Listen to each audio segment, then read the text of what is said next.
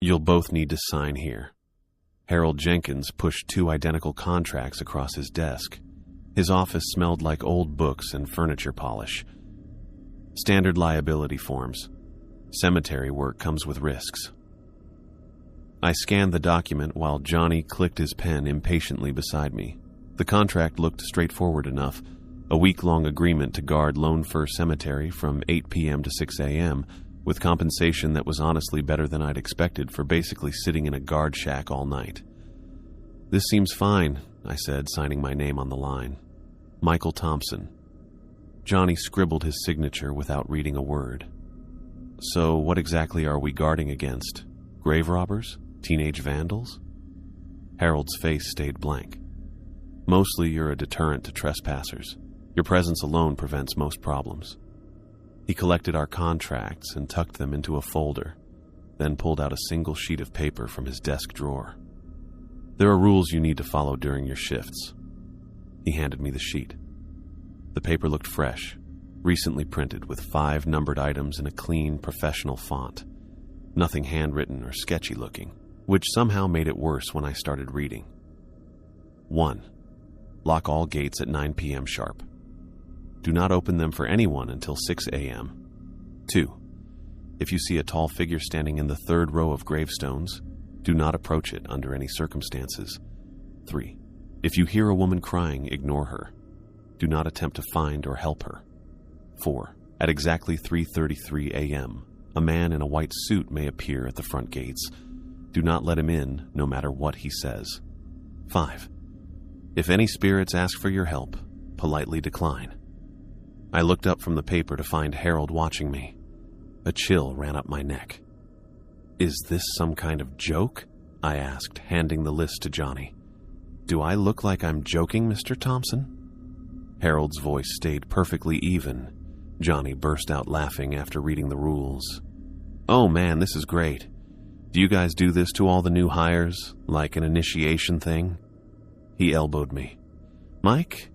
Come on, they're trying to freak us out. Harold didn't crack a smile. These rules exist for your safety. I expect you both to follow them. Sure thing, boss. Johnny gave him a mock salute. We'll watch out for ghosts and guys in fancy suits. I wanted to kick Johnny under the desk. Harold Jenkins was in his 60s. His gray hair was neatly combed and he looked very serious. He wasn't playing around. The guard shack has everything you need, Harold continued, ignoring Johnny's attitude. Bathroom, coffee maker, vending machine. There's a logbook where you'll record any incidents. Previous guards have left notes you might find useful. Any particular incidents we should know about? I asked. Harold folded his hands on the desk. Just follow the rules, Mr. Thompson. He showed us around after that. The guard shack near the main entrance. The layout of the 15-acre property surrounded by iron fencing that had to be at least 10 feet high. The cemetery itself was beautiful in a solemn way, with old maple trees and rows of headstones dating back to the 1800s. Keys will be under the mat on your first night, Harold said as we headed back to the parking lot. Make sure you're early. I won't be here to greet you. Johnny waited until we were in my car before exploding. What a nut job. Those rules. I bet they've got people hiding in costumes to scare us on our first night. I pulled onto the main road, gripping the steering wheel. I don't think so. He seemed dead serious. That's part of the bit, Johnny insisted. Think about it. No way a real job would have rules about ghosts and mystery men. It's just hazing the new guys. Maybe he was right. It seemed more logical than the alternative, that we needed to be warned about supernatural threats in a Portland cemetery. But the way Harold looked so serious when he gave me that list. You're overthinking this, Johnny said, reading my expression. It'll be easy money. We sit in the warm guard shack all night, eat snacks, and get paid. Plus, we can put security experience on our resumes. I nodded, trying to push down my nervousness. We needed the job. I had rent due next week, and Johnny's car insurance was about to lapse. We'd been friends since 3rd grade when he'd punched a kid who was making fun of my inhaler. Johnny had always been the bold one, the one who leapt without looking. I was the cautious one who researched everything and worried about consequences. "Just promise me you'll take it seriously," I said. "Even if it is a joke, we need this money." "I promise I will take ghost hunting very seriously." Johnny laughed and turned up the radio. Later that evening, after I'd made dinner and was sitting at my laptop, Johnny called. "Dude, I've been thinking about Rule 4. The man in white at 3:33. That's witching hour stuff, right?" "Actually, the witching hour is typically midnight or 3 a.m. in general," I said. "Not specifically 3:33. Whatever, Professor. My point is, they're obviously going to have someone show up in a white suit. We should mess with them back. Like pretend to be possessed or something." I pinched the bridge of my nose. "No, we shouldn't. If this is some weird test, the best way to pass is to follow the rules. You're no fun sometimes." I could picture Johnny rolling his eyes. "But fine, we'll play it your way for now." After we hung up, I started researching Lone Fir Cemetery. It was one of the oldest in Portland, established in 1855. The website looked normal enough: historical information, burial records, walking tour maps. Nothing about ghosts or strange phenomena or rules for night guards. I dug deeper, checking news archives and local forums. That's when I found the message board thread. It was from 3 years ago, buried in a paranormal discussion group. Someone had posted asking about the high suicide rate among former Lone Fir Cemetery employees. The thread had only a few replies, mostly skeptical, before the original poster stopped responding. I stared at the screen, feeling sick to my stomach. It could be coincidence or urban legend, but combined with those rules. I closed my laptop without saving the page. Johnny didn't need to see this.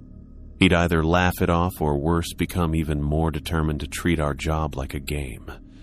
This was exactly the kind of challenge he loved, proving he wasn't scared, showing he couldn't be tricked. The night before our first shift, I lay in bed looking at the ceiling, unable to sleep. I kept picturing the cemetery layout in my head. 15 acres surrounded by iron fencing. The third row of gravestones where we weren't supposed to go, near a tall figure. The main gates we needed to lock at 9 p.m. sharp. My phone lit up with a text from Johnny. "Ready for ghost busting tomorrow night?" I didn't answer. Instead, I got up and pulled out a small notebook from my desk drawer. I copied down the 5 rules word for word, then added my own notes about the cemetery layout. If these rules were real, if they actually mattered, I wanted to be prepared. When I finally closed my eyes around 4 a.m., I dreamed of iron gates opening and a voice calling my name from the third row of graves. I woke from my nightmare about the iron gates right as my alarm blared. The dream stuck with me as I got ready for our first shift. I'd packed a thermos of coffee, extra batteries for the flashlights, and the notebook with my handwritten rules tucked in my jacket pocket. Johnny picked me up at 7:20 p.m., his car radio blasting. He turned it down when I climbed in. "Ready for our big ghost hunt?" He grinned, but I noticed he'd brought an extra sweatshirt and what looked like 3 energy drinks in his cup holder. "It's not a ghost hunt. It's a job." I buckled my seatbelt. "Did you read through the materials I sent you about the cemetery's history?" "Nope." Johnny pulled onto the street. "But I did watch 3 horror movies last night to prepare us for all the scary monsters." He waggled his fingers at me before putting them back on the steering wheel. We drove mostly in silence after that. The cemetery was on the east side of Portland, between older neighborhoods. As we pulled up to the main entrance, I checked my watch. 7:28 p.m. 32 minutes early. The iron gates stood open, just like in my dream. I got out and looked up at them. "Keys are under the mat," Johnny called, already heading for the guard shack. He stooped down and retrieved a heavy ring of keys, jangling them triumphantly. I caught up with him at the small building just inside the main entrance. The guard shack was about the size of a small studio apartment, with a main room that had a desk, 2 chairs, a small TV on the wall, and a window that looked out over the cemetery grounds. A tiny kitchenette with a microwave and coffee maker sat in one corner. There was a separate room with a couch that I guessed was for break times and a small bathroom. "Let's walk the perimeter before it gets completely dark," I suggested, pocketing the keys. "We should know the layout." Johnny shrugged. "Sure, why not? We got time to kill." The cemetery was in front of us, 15 acres according to the information Harold had given us. Old maple trees were scattered around the area with their branches reaching up against the darkening sky. The neat rows of headstones ranged from simple markers to fancy monuments, some dating back to the 1850s. We followed the fence line. It looked old but solid, with no obvious gaps or weak spots. "Check out this section," Johnny said, pointing to a cluster of ornate mausoleums. "Bet that's where all the rich folks are buried." I nodded, but my attention was on the rows of graves. I counted them silently, noting where the third row was in relation to the guard shack. That's where Harold said not to approach a tall figure if we saw one. 8:40, I said, checking my watch as we completed our loop. "I need to lock the gates." The main entrance had a heavy chain and padlock. I secured it, pulling twice to make sure it was properly fastened. The metallic clank bounced across the quiet cemetery. Back inside the guard shack, Johnny was fiddling with the heater. "This place is freezing," he complained, twisting knobs until warm air finally sputtered from the vents. "Okay, that's better." I sat down at the desk and opened the logbook Harold mentioned. The most recent entry was from last week, just a note about raccoons getting into some flower offerings. Nothing about tall figures or crying women or men in white suits. By 9:30, Johnny was already bored. He walked back and forth around the small space, eventually putting dollar bills into the vending machine and pressing buttons at random. "Want some chips?" He tossed a bag at me without waiting for an answer. "This is the easiest money we've ever made. Sit in a warm room, eat snacks, watch nothing happen all night." "We're supposed to be guarding the place," I reminded him. "From what? The vengeful spirits of the departed?" Johnny laughed, dropping into the second chair and propping his feet on the desk. "Oh no, Mr. Ghost, please don't knock over that flower vase. I'll have to write it in my spooky logbook." I didn't laugh. Instead, I watched the cemetery through the window. The grounds were silent and still under the security lights. No movement, no unusual sounds. Rule 1, check. Gates locked at 9 p.m. sharp. Johnny crumpled his chip bag and tossed it toward the trash can, missing. Rule 2, no tall figures in the third row yet. Rule 3, no crying ladies. Rule 4, no fancy dudes in white suits at the gate. And Rule 5, no ghosts asking for help. Man, this job is a breeze. "Just because nothing's happened yet doesn't mean nothing will," I said, retrieving his chip bag and putting it properly in the trash. "Come on, Mike. You don't actually believe that stuff, do you?" Johnny leaned back, balancing on 2 chair legs. "It's just Harold messing with us. Probably got a camera in here watching us jump at shadows." I didn't answer. The worried feeling from yesterday hadn't gone away. If anything, being here in the cemetery at night made it worse. The hours crawled by. Johnny flipped through channels on the TV with the volume low. I alternated between watching the grounds and reading through old log entries, looking for anything unusual. At 11:15, Johnny went to use the bathroom. I stretched and looked out the window, checking the rows of headstones lit up by the pale security lights. That's when I saw it. In the third row of graves between 2 maple trees stood a figure. It was tall, much taller than any normal person, and completely still. Just a dark silhouette, but definitely there. I checked my watch. 11:17 p.m. The bathroom door opened behind me. "Johnny," I said quietly. "Come here." "What's up?" He came to stand beside me. I pointed to the third row. "Look." Johnny squinted through the window, then sucked in a breath. Holy shit. The body didn't move. It just stood there, a black shape against the night, impossibly tall and thin. "We should check it out," Johnny said, already reaching for his jacket. I grabbed his arm. "No. Rule number 2, remember? Don't approach the person in the third row. It's probably just someone playing a prank. Johnny tried to pull away. Some guy on stilts or something. My grip tightened. I don't care what it is. We're not going out there. You can't seriously believe... I believe in following the rules of our job. I cut him off. Do you want to get fired on the first night? That seemed to reach him. Johnny reluctantly shrugged off his jacket again, but he kept staring out the window. Fine, but I'm keeping an eye on it. If it moves closer, all bets are off. We watched the figure for the next hour. It never moved, never changed position. Just stood there, a black cutout against the night. This is insane, Johnny muttered around 12:30. No one can stand that still for that long. He paced the small room, periodically going back to the window to look. Each time, his face grew more troubled. By 1 a.m., Johnny was no longer pretending it was a prank. He sat in his chair, eyes fixed on the window, knees bouncing with nervous energy.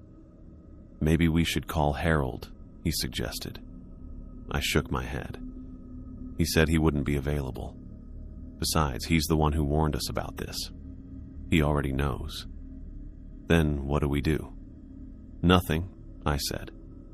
We follow the rules. We don't approach it. The person stayed put as 1 a.m. became 2 a.m.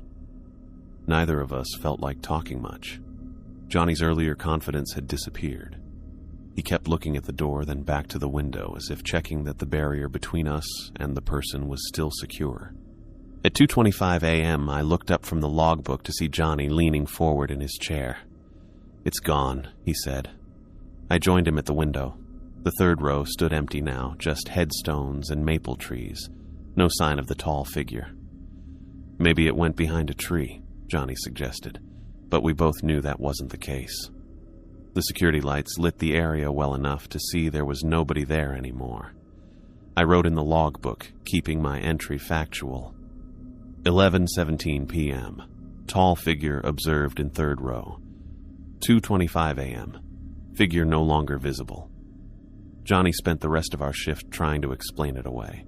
It could have been a shadow from the trees, or maybe the cemetery has a scarecrow or something for birds, or some homeless guy on stilts who got bored of standing around.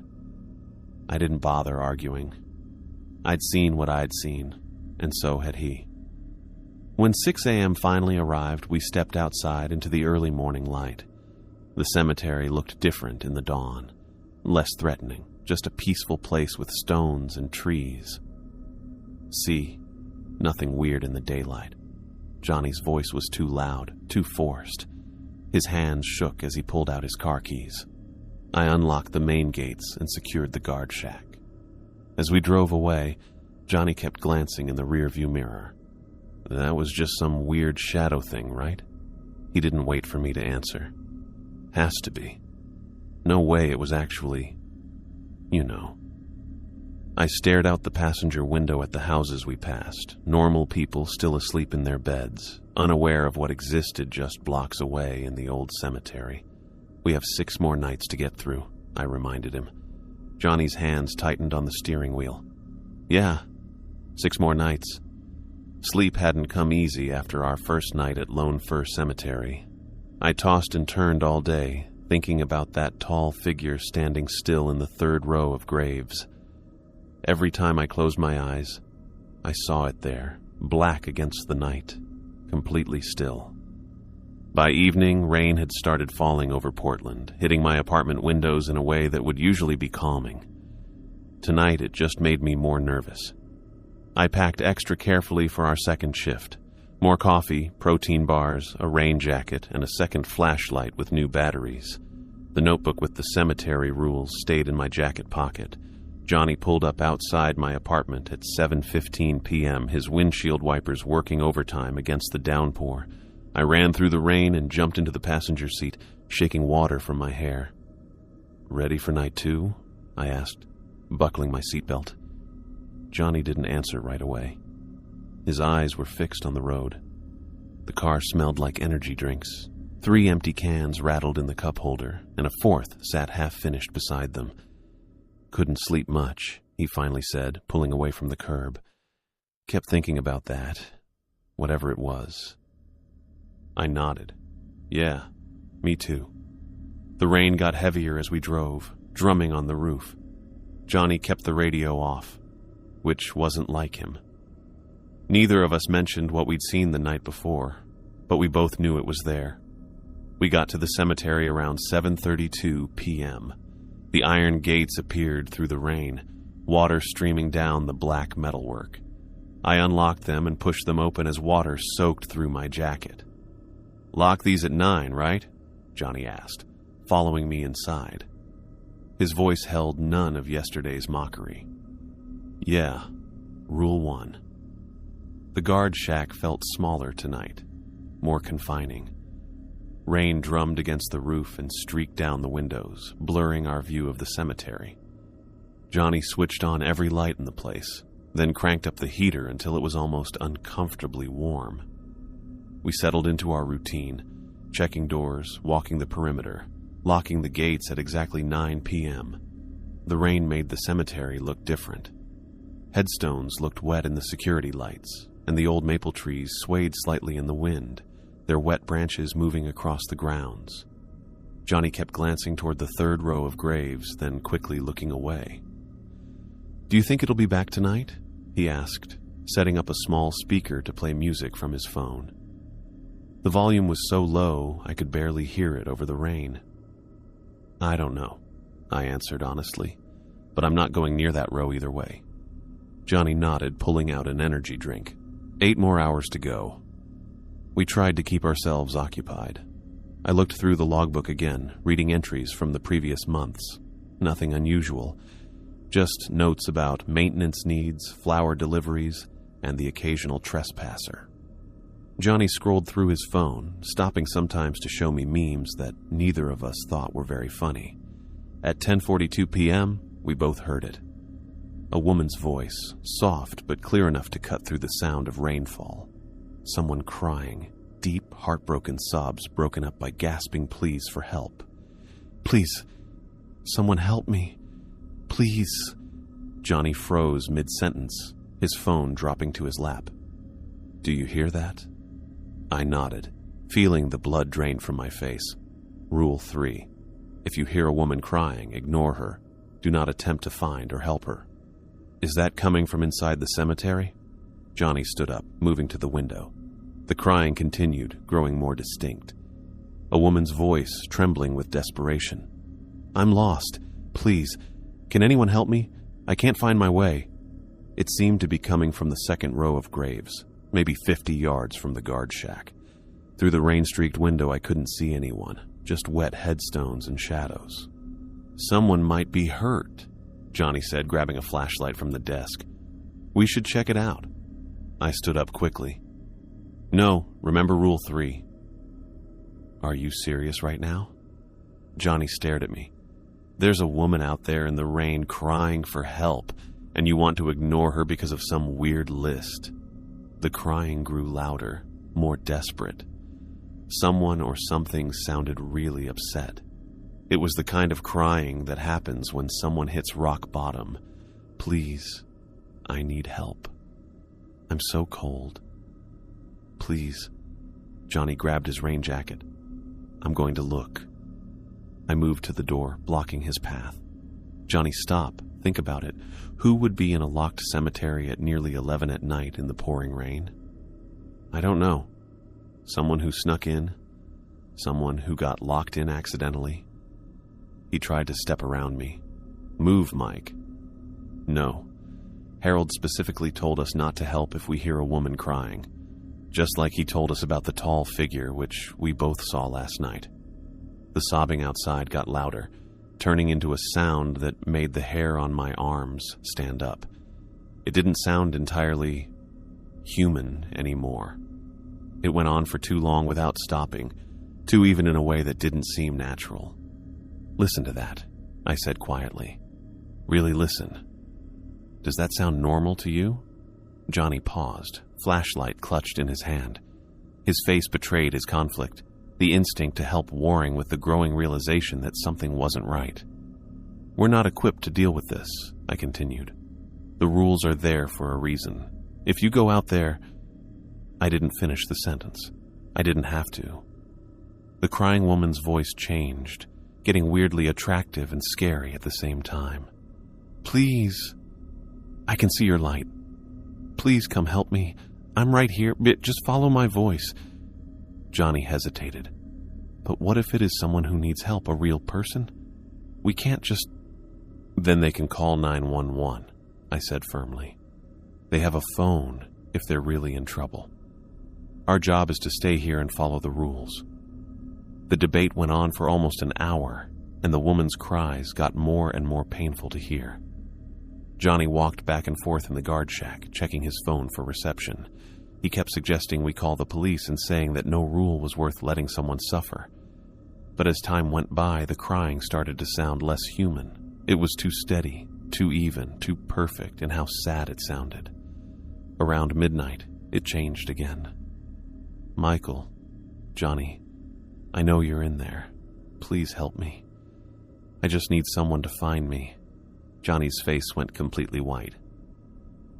"How does it know our names?" I shook my head, unable to answer. No one had mentioned our names outside the guard shack since we'd arrived. The crying continued, now using our names every few minutes, making my skin crawl. By 1 a.m., Johnny couldn't take it anymore. He covered his ears with his hands and went to the break room, curling up on the couch with his back to the door. I watched him go, then returned to my spot by the window. The crying never stopped. It continued through the night, sometimes moving to different parts of the cemetery, sometimes sounding like it was right outside our door. The voice knew things it shouldn't have known. Details about our lives, comments about what we were wearing, observations about the guard shack. I kept the logbook open beside me, recording each location change and notable phrase, trying to stay professional even as my nerves wore thin. At 4:17 a.m., I checked on Johnny. He lay curled in a tight ball on the couch, eyes wide open, hands still pressed over his ears. The crying penetrated everything. Walls, doors, hands, minds. "Make it stop," he whispered when he saw me. "Please make it stop." I couldn't. Dawn came really slowly. As the first gray light came through the rain clouds, the crying finally began to fade, growing distant and then silent altogether. I wrote down the time in the logbook, 5:53 a.m. The crying had lasted for 7 hours and 11 minutes without a single pause for breath. Johnny came out of the break room looking really shaken. His face was pale, eyes bloodshot. Without a word, he gathered his things and waited by the door. We walked to the gates in silence. The rain had stopped, leaving the cemetery wet and misty in the early morning. I unlocked the gates and secured the guard shack, going through our closing routine. It wasn't until we were in Johnny's car, driving away from Lone Fir, that he finally spoke. "No normal woman could cry for 8 hours straight without stopping," he said, his voice hoarse. "No human being could do that." I nodded, staring at the wet streets passing by outside the window. "I had dreams yesterday," Johnny continued after a long pause. "About that thing in the 3rd row. It was watching me through my bedroom window, just standing there, staring in with no face." I turned to look at him. Johnny never admitted to being scared of anything. Now his hands shook on the steering wheel. "What did Harold tell us about quitting?" he asked. "Can we just not come back?" "We signed a week-long contract," I reminded him. 5 more nights." Johnny fell silent again. His lips pressed into a thin line. We drove the rest of the way without speaking, the memory of that crying voice still ringing in our ears. The morning after our second night at Lone Fir, I woke up to the sound of my phone buzzing. I checked the screen with bleary eyes. A text from Johnny. "Should we just quit? Don't think I can take another night of whatever that was." I didn't respond right away. My apartment felt safe in the daylight, but memories of that crying voice knowing our names made my skin go cold. There was something really wrong about that cemetery, something beyond natural explanation, Part of me wanted to quit too. After a shower and 2 cups of coffee, I texted back, "We signed a contract. Just 3 more nights." Johnny's response came an hour later. "Fine, but this shit is real." I spent the day researching Lone Fir Cemetery, looking for any history of hauntings or unusual events. The official records showed nothing extraordinary, just a very old cemetery. I found a few ghost tour listings that mentioned Lone Fir as potentially haunted, but nothing about tall figures or crying women or specific rules to follow. By evening, dark clouds had built up over Portland again, looking like rain. I packed my bag with the usual supplies, flashlight, batteries, coffee, snacks, and waited for Johnny's car. When 7:15 came and went with no sign of him, I sent a text. "Where are you? We start in 45 minutes. 10 minutes passed before his reply. "Car won't start. Working on it. Go ahead and I'll get there when I can." My stomach dropped. Johnny's car had been running fine yesterday. A convenient mechanical failure right before our 3rd shift seemed suspicious. I called him, but the call went straight to voicemail. With no other choice, I ordered a rideshare and arrived at the cemetery gates alone at 7:55 p.m. The iron fence stood tall against the darkening sky, black and scary. Standing there by myself made the entrance seem much more threatening than on previous nights. I retrieved the keys from under the mat and let myself into the guard shack. The small building felt emptier without Johnny's nervous energy filling the space. I turned on all the lights, checked the coffee maker, and glanced at the logbook. My entry from the night before stared back at me. Crying woman heard from 10:42 p.m. until 5:53 a.m. Voice knew personal details. At 8:30 p.m., I locked all the gates as required by Rule 1. The cemetery stretched out dark and silent before me, empty except for the stones and trees. The 3rd row of graves where the figure had stood on our first night remained vacant for now. I returned to the guard shack and tried calling Johnny again. This time he answered. "Hey, man, sorry." His voice sounded strained. "Still trying to get the car running. Might have to call a tow." "Are you really having car trouble, or are you just avoiding coming back here?" I asked. A long pause followed. "Both," he finally admitted. "I haven't slept more than 2 hours straight since we started this job. I keep hearing that crying in my dreams. We need to finish what we started," I said, looking out at the dark cemetery. "We don't know what happens if we break the contract." I know. I'll be there, okay? Just might be a little late." After hanging up, I sat down in my chair at the window. The quiet felt heavy. At least with Johnny here, we could distract each other from what was happening outside. Alone, I had nothing to focus on but the cemetery and its moving shadows. Minutes crawled by. I made coffee, looked around the grounds through the window, and read old logbook entries to pass the time.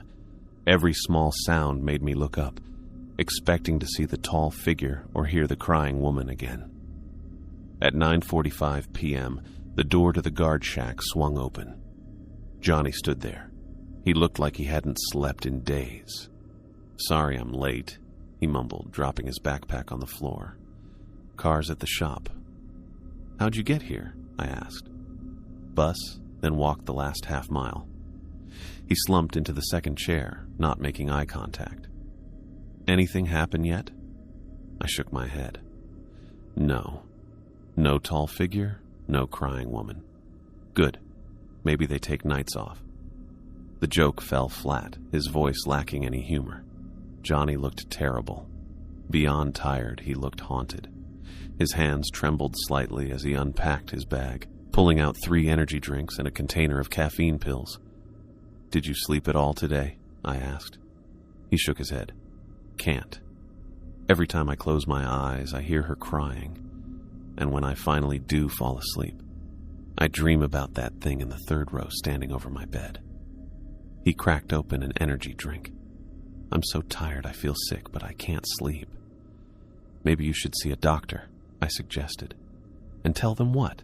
That I'm being haunted by cemetery ghosts?" Johnny laughed bitterly. "They'd put me on a psychiatric hold. We settled into a nervous routine, both of us watching the cemetery through the window. Johnny jumped at every small noise, the heater kicking on, the coffee maker gurgling, the wind rattling the door. As the night got deeper, the cemetery stayed quiet. No tall figure appeared in the third row. No woman's crying could be heard through the darkness. I began to hope that maybe, just maybe, we'd get through a night without anything happening. That hope died at midnight. "Mike," Johnny whispered, pointing out the window. "Look." Between the headstones, faint blue shapes had appeared. See-through figures moving slowly among the graves.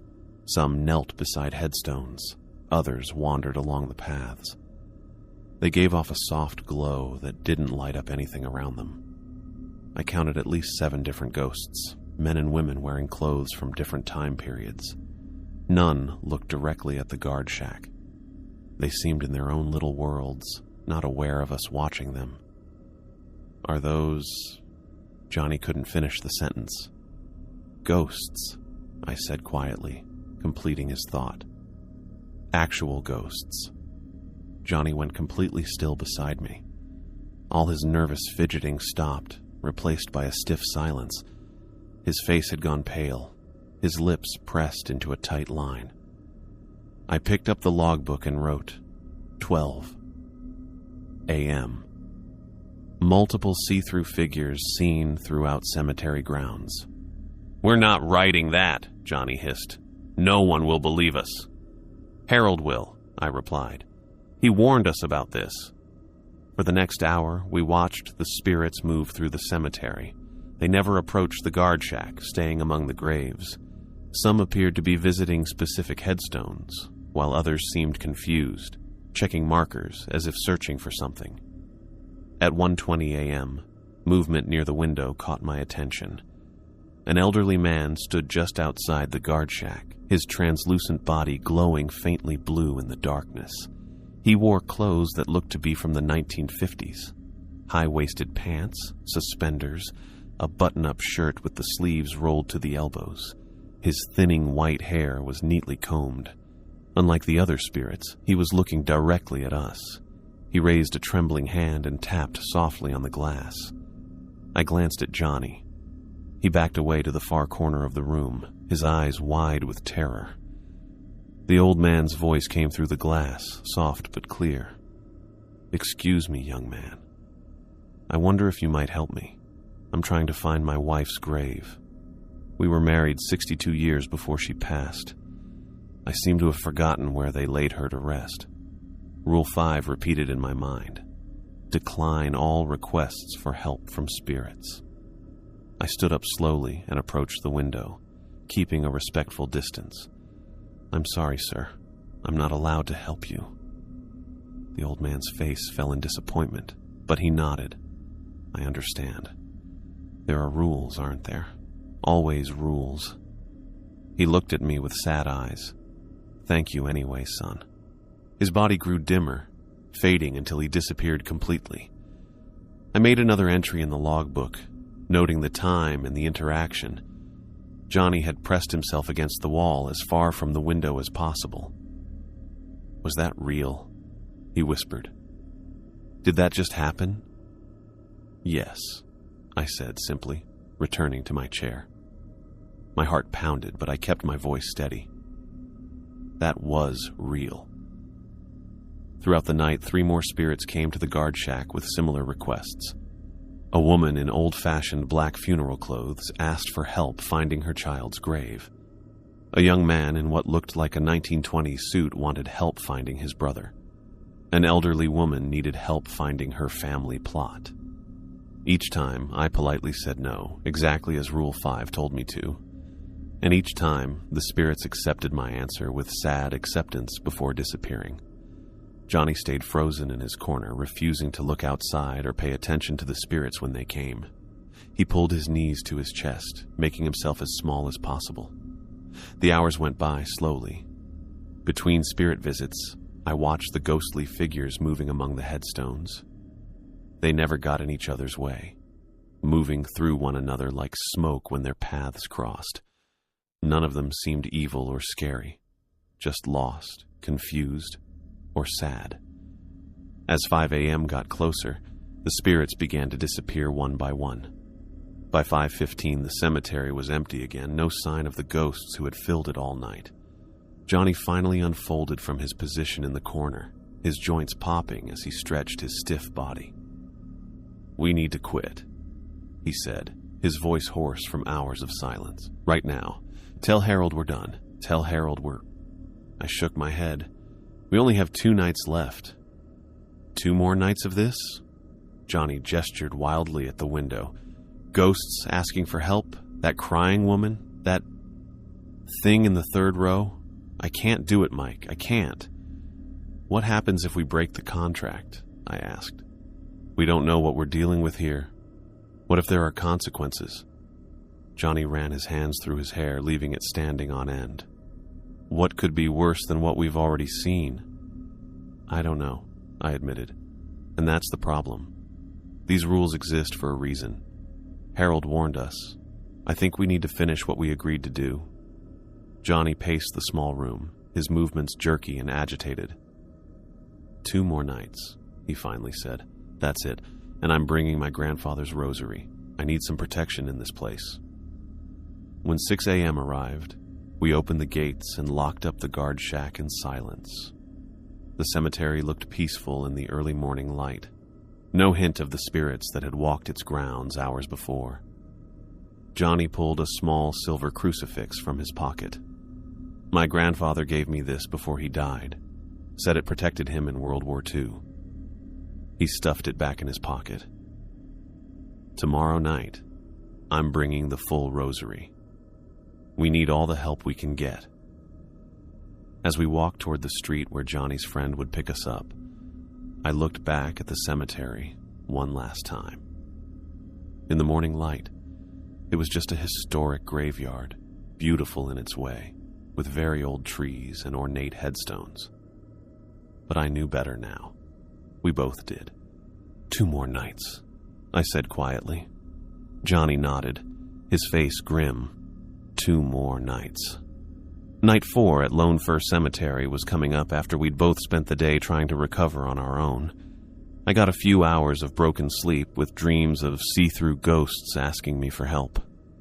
At least I'd slept. Johnny looked like he hadn't closed his eyes at all when he picked me up that evening. "Hey," he said as I climbed into his car. His eyes were bloodshot, the skin beneath them dark and puffy.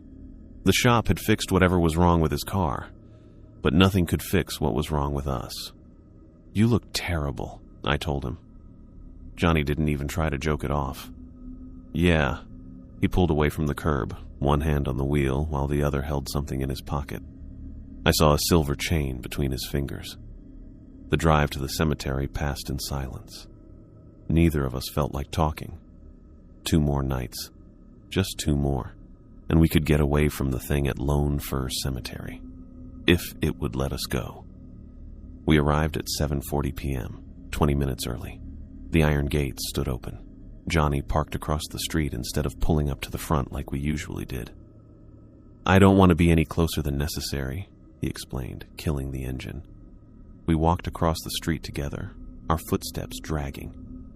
Johnny kept looking over his shoulder, checking the darkening street behind us. He'd become jumpy, constantly checking his surroundings like he expected to see something following us. I unlocked the guard shack while Johnny stood watch, his back stiff and eyes darting between the graves. Inside, I turned on every light and checked all the corners as if something might be hiding in the small building. "All clear," I said, setting my bag on the desk. Johnny nodded and stepped inside, locking the door behind him. He pulled the rosary from his pocket, his grandfather's W-2 rosary. He hung it around his neck, tucking the cross under his shirt but leaving the beads visible. "My mom used to say these protect you from evil," he said quietly. I hope she was right. We went through our routine mechanically, checking the coffee maker, reviewing the logbook, making sure our flashlights worked. At 8:30 p.m., I stepped outside to lock the gates. "I'm coming with you," Johnny said, following close behind me. No way I'm staying in there alone. We locked the gates together, the heavy chain rattling as I threaded it through the iron bars. The sound bounced across the cemetery, making us both jump. Johnny kept one hand on his rosary the entire time, rubbing the beads between his fingers. Back in the guard shack, we sat side by side at the window, watching the cemetery in silence. The tall trees swayed slightly in the night breeze, creating moving shadows across the graves. Every shadow looked like a figure about to materialize. "Do you think they'll all come back tonight?" Johnny asked. "The tall thing, the crying woman, the ghosts?" "Probably," I said, "and the man in the white suit at 3:33. Johnny's hand tightened around his rosary. Rule 4. Don't let him in. Right. No matter what he says or does, we keep that gate locked. Hours crawled by. We barely spoke, both lost in our own thoughts while watching the cemetery grounds. The coffee pot gurgled in the background, a mundane sound in our increasingly abnormal situation. At 10:17 p.m., Johnny pointed toward the third row. "It's back." The tall figure stood exactly where we'd seen it on the first night, between two maple trees in the graves. Even from far away, I could tell it wasn't human. Too tall, too still, too dark against the night. "Don't look at it too long," Johnny whispered, turning away from the window. "I think it knows when we're watching." I made a note in the logbook. 10:17 p.m. Tall figure appeared in third row. Then I joined Johnny at the coffee maker, keeping my back to the window. "How long will it stay?" he asked, pouring coffee with shaking hands. "Last time it disappeared around 2:25 a.m., I said. "But I don't know if it follows a schedule." Johnny checked his watch. "About 4 more hours, then." "Great." We tried to distract ourselves with mundane activities, checking our phones, though reception inside the guard shack was spotty at best, leafing through old magazines left by previous guards, taking turns in the bathroom. Anything to avoid looking directly at the figure standing motionless in the cemetery. But we still felt it there. It felt like it was pushing against the guard shack walls, making the air feel heavy. I caught Johnny looking at it several times, then quickly turning away like he was creeped out. At 11:32 p.m., the crying started. "Please, someone help me." The woman's voice came across the cemetery, soft at first, then growing steadily louder. She sounded closer than on previous nights, maybe in the second row of graves. Johnny immediately covered his ears. "Not again. I can't listen to this all night again." "Try to ignore it," I said, though I knew how impossible that was. The crying seemed designed to trigger every human instinct to help, to comfort, to rescue. "I'm so cold. Please help me find my way home." Johnny pressed his hands harder against his ears, eyes squeezed shut. The beads of his rosary clacked together as he rocked slightly in his chair. The crying continued, sometimes moving closer to the guard shack, sometimes going deeper into the cemetery. Like before, the voice knew things it shouldn't. Our names, what we were wearing, comments about the guard shack. It called to us directly, begged us by name, described how it could see us through the windows. "Michael! Johnny, please look at me. I'm right here. I just need your help." We endured it as best we could. I continued making entries in the logbook, tracking the crying woman's apparent movements through the cemetery. Johnny alternated between covering his ears and clutching his rosary, praying under his breath. At 2:25 a.m., right on time, the tall figure disappeared. One moment it stood in the third row, the next it was simply gone. Johnny didn't seem relieved by its disappearance. "Where did it go?" he asked, voice tight with anxiety. "Is it coming here?" "I don't know." I scanned the cemetery but saw nothing except the occasional translucent form of a spirit wandering among the graves. The crying continued unabated. Johnny checked his watch. "It's almost 3:30. I got nervous. Rule 4. At 3:33 a.m., a man in a white suit may appear at the front gate. Do not open the gate for him under any circumstances. We need to watch the front gate, I said, moving my chair for a better view of the entrance. Johnny nodded, looking pale under the fluorescent lights of the guard shack. He joined me at the window, holding his rosary. The minutes crawled by. 3:15, 3:22, 3:28. What do you think he wants? Johnny whispered. The man in white. Nothing good, I replied. Nothing that would make Harold put it in the rules. 3:31, 3:32. Johnny's breathing grew shallow. I realized I was holding my own breath, my eyes fixed on the main gates about 50 yards from the guard shack. At exactly 3:33 a.m., he appeared. A tall, thin man in a spotless white suit appeared at the front gate. He hadn't walked up. He was just there, suddenly, like he'd come out of nowhere. His skin was weirdly pale, almost glowing in the moonlight. Even from this distance, I could see his smile. Too wide for a human face, with too many bright white teeth. "Good evening, gentlemen," he called out, his voice clear despite the distance. "Would you be so kind as to open the gate for me? I have urgent business within." Johnny stood up abruptly. I grabbed his arm. "What are you doing?" "I should open the gate," Johnny said, his voice oddly flat. "He needs to come in." "No." I tightened my grip on his arm. "Remember the rules. We don't open the gate for him." Johnny didn't seem to hear me. His eyes had taken on a glazed, unfocused look. He reached for the ring of keys on the desk. "I should let him in," Johnny repeated in the same monotone voice. "He's waiting. It's only polite." I stepped between Johnny and the desk. "Johnny, snap out of it. That's not a person out there. I need to open the gate." Johnny tried to push past me, his movements stiff and mechanical. "He's waiting."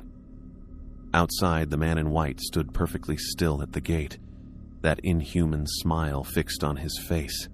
He called out again, his voice somehow both pleasant and deeply wrong.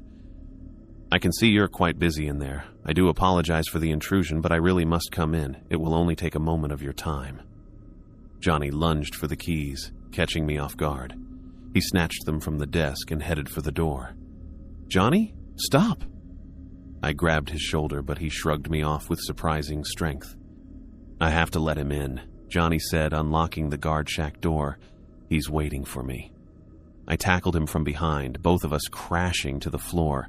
The keys went sliding across the linoleum. Johnny fought back harder than I'd ever seen before, twisting and struggling under me. "Get off!" he shouted, his voice no longer the flat monotone, but filled with desperate anger. "I have to open the gate. I have to!" I pinned his arms, using all my weight to hold him down. "Johnny, it's me, Mike. Snap out of it!" Johnny thrashed wildly, nearly throwing me off. I caught a glimpse of his face. His eyes were completely blank, the pupils dilated so wide that no color showed. He wasn't seeing me at all. Through the window, I could see the man in white watching our struggle. His smile grew wider, impossibly wide, splitting his face in a way no human mouth could stretch. He raised one pale hand and waved at me. "Johnny Wilson," he called, his voice somehow inside the guard shack now, inside my head. "Come open the gate, it's time." Johnny renewed his struggle, throwing an elbow that caught me in the ribs. I grunted in pain but kept my grip. With one hand, I reached for the fallen keys, stretching my fingers toward them while keeping Johnny pinned with the rest of my body. "Just a few more moments," the man in white said. His voice had changed, taking on harmonics that hurt my ears. "The gate must be opened from within. Those are the rules." I managed to snag the keys with my fingertips, pulling them toward me and then shoving them into my pocket. Johnny howled in frustration, the sound more animal than human. "Let me go!" he screamed, bucking hard enough that I had to wrap both arms around him again. "He's calling me. I have to go."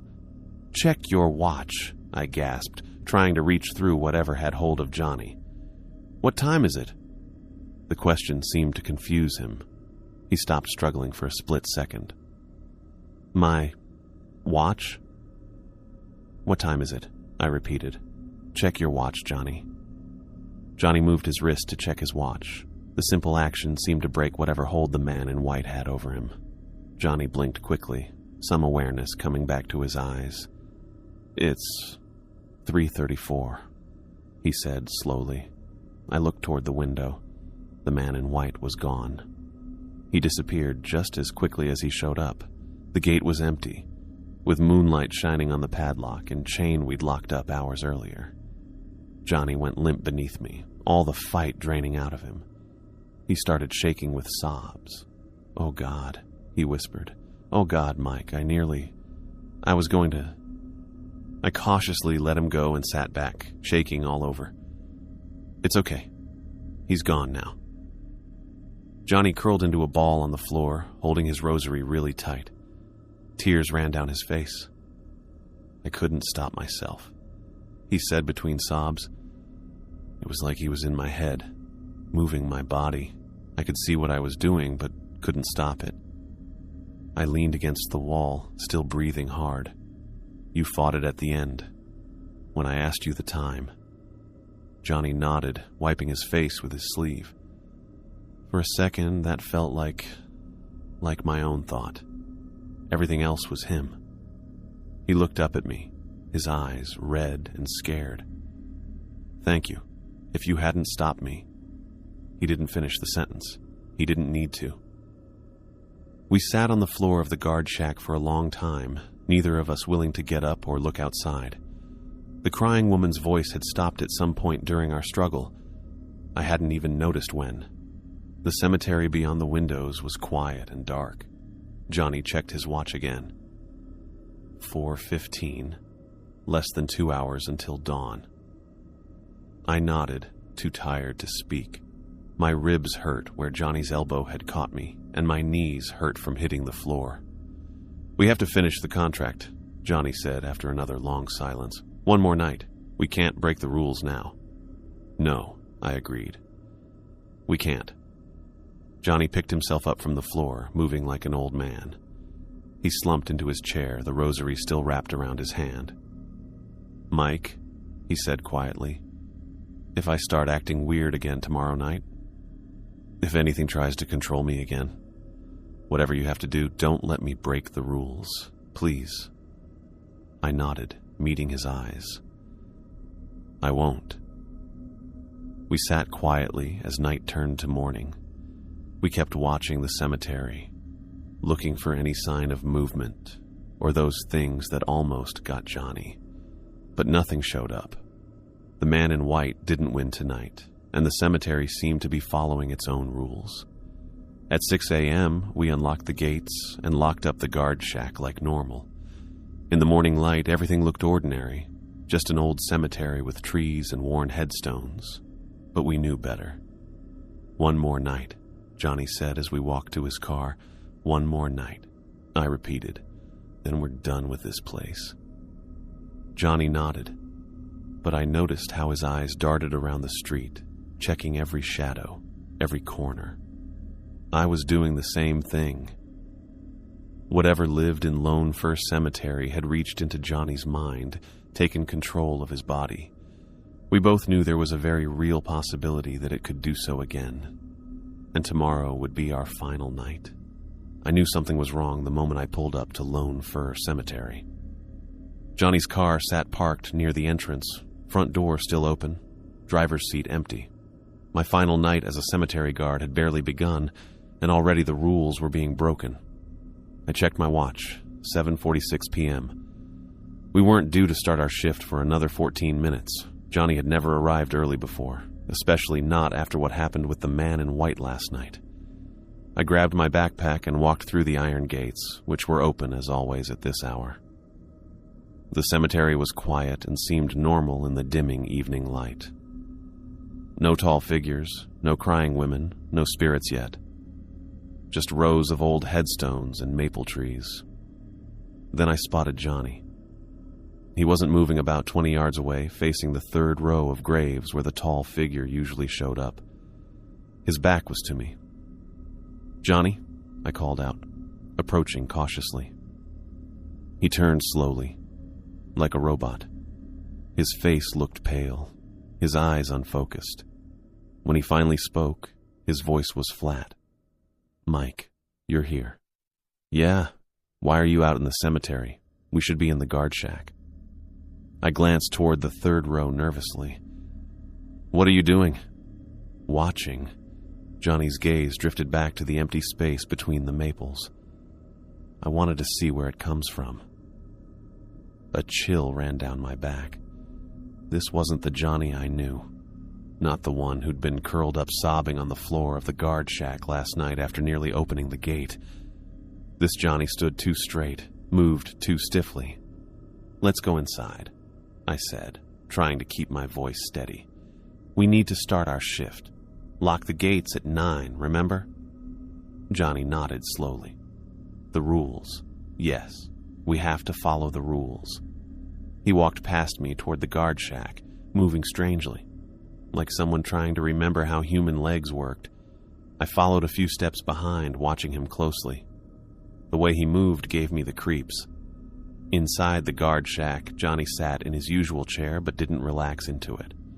He sat on the edge, back straight, hands on his knees. His eyes kept looking out the window, toward the third row of graves. "Did you sleep at all today?"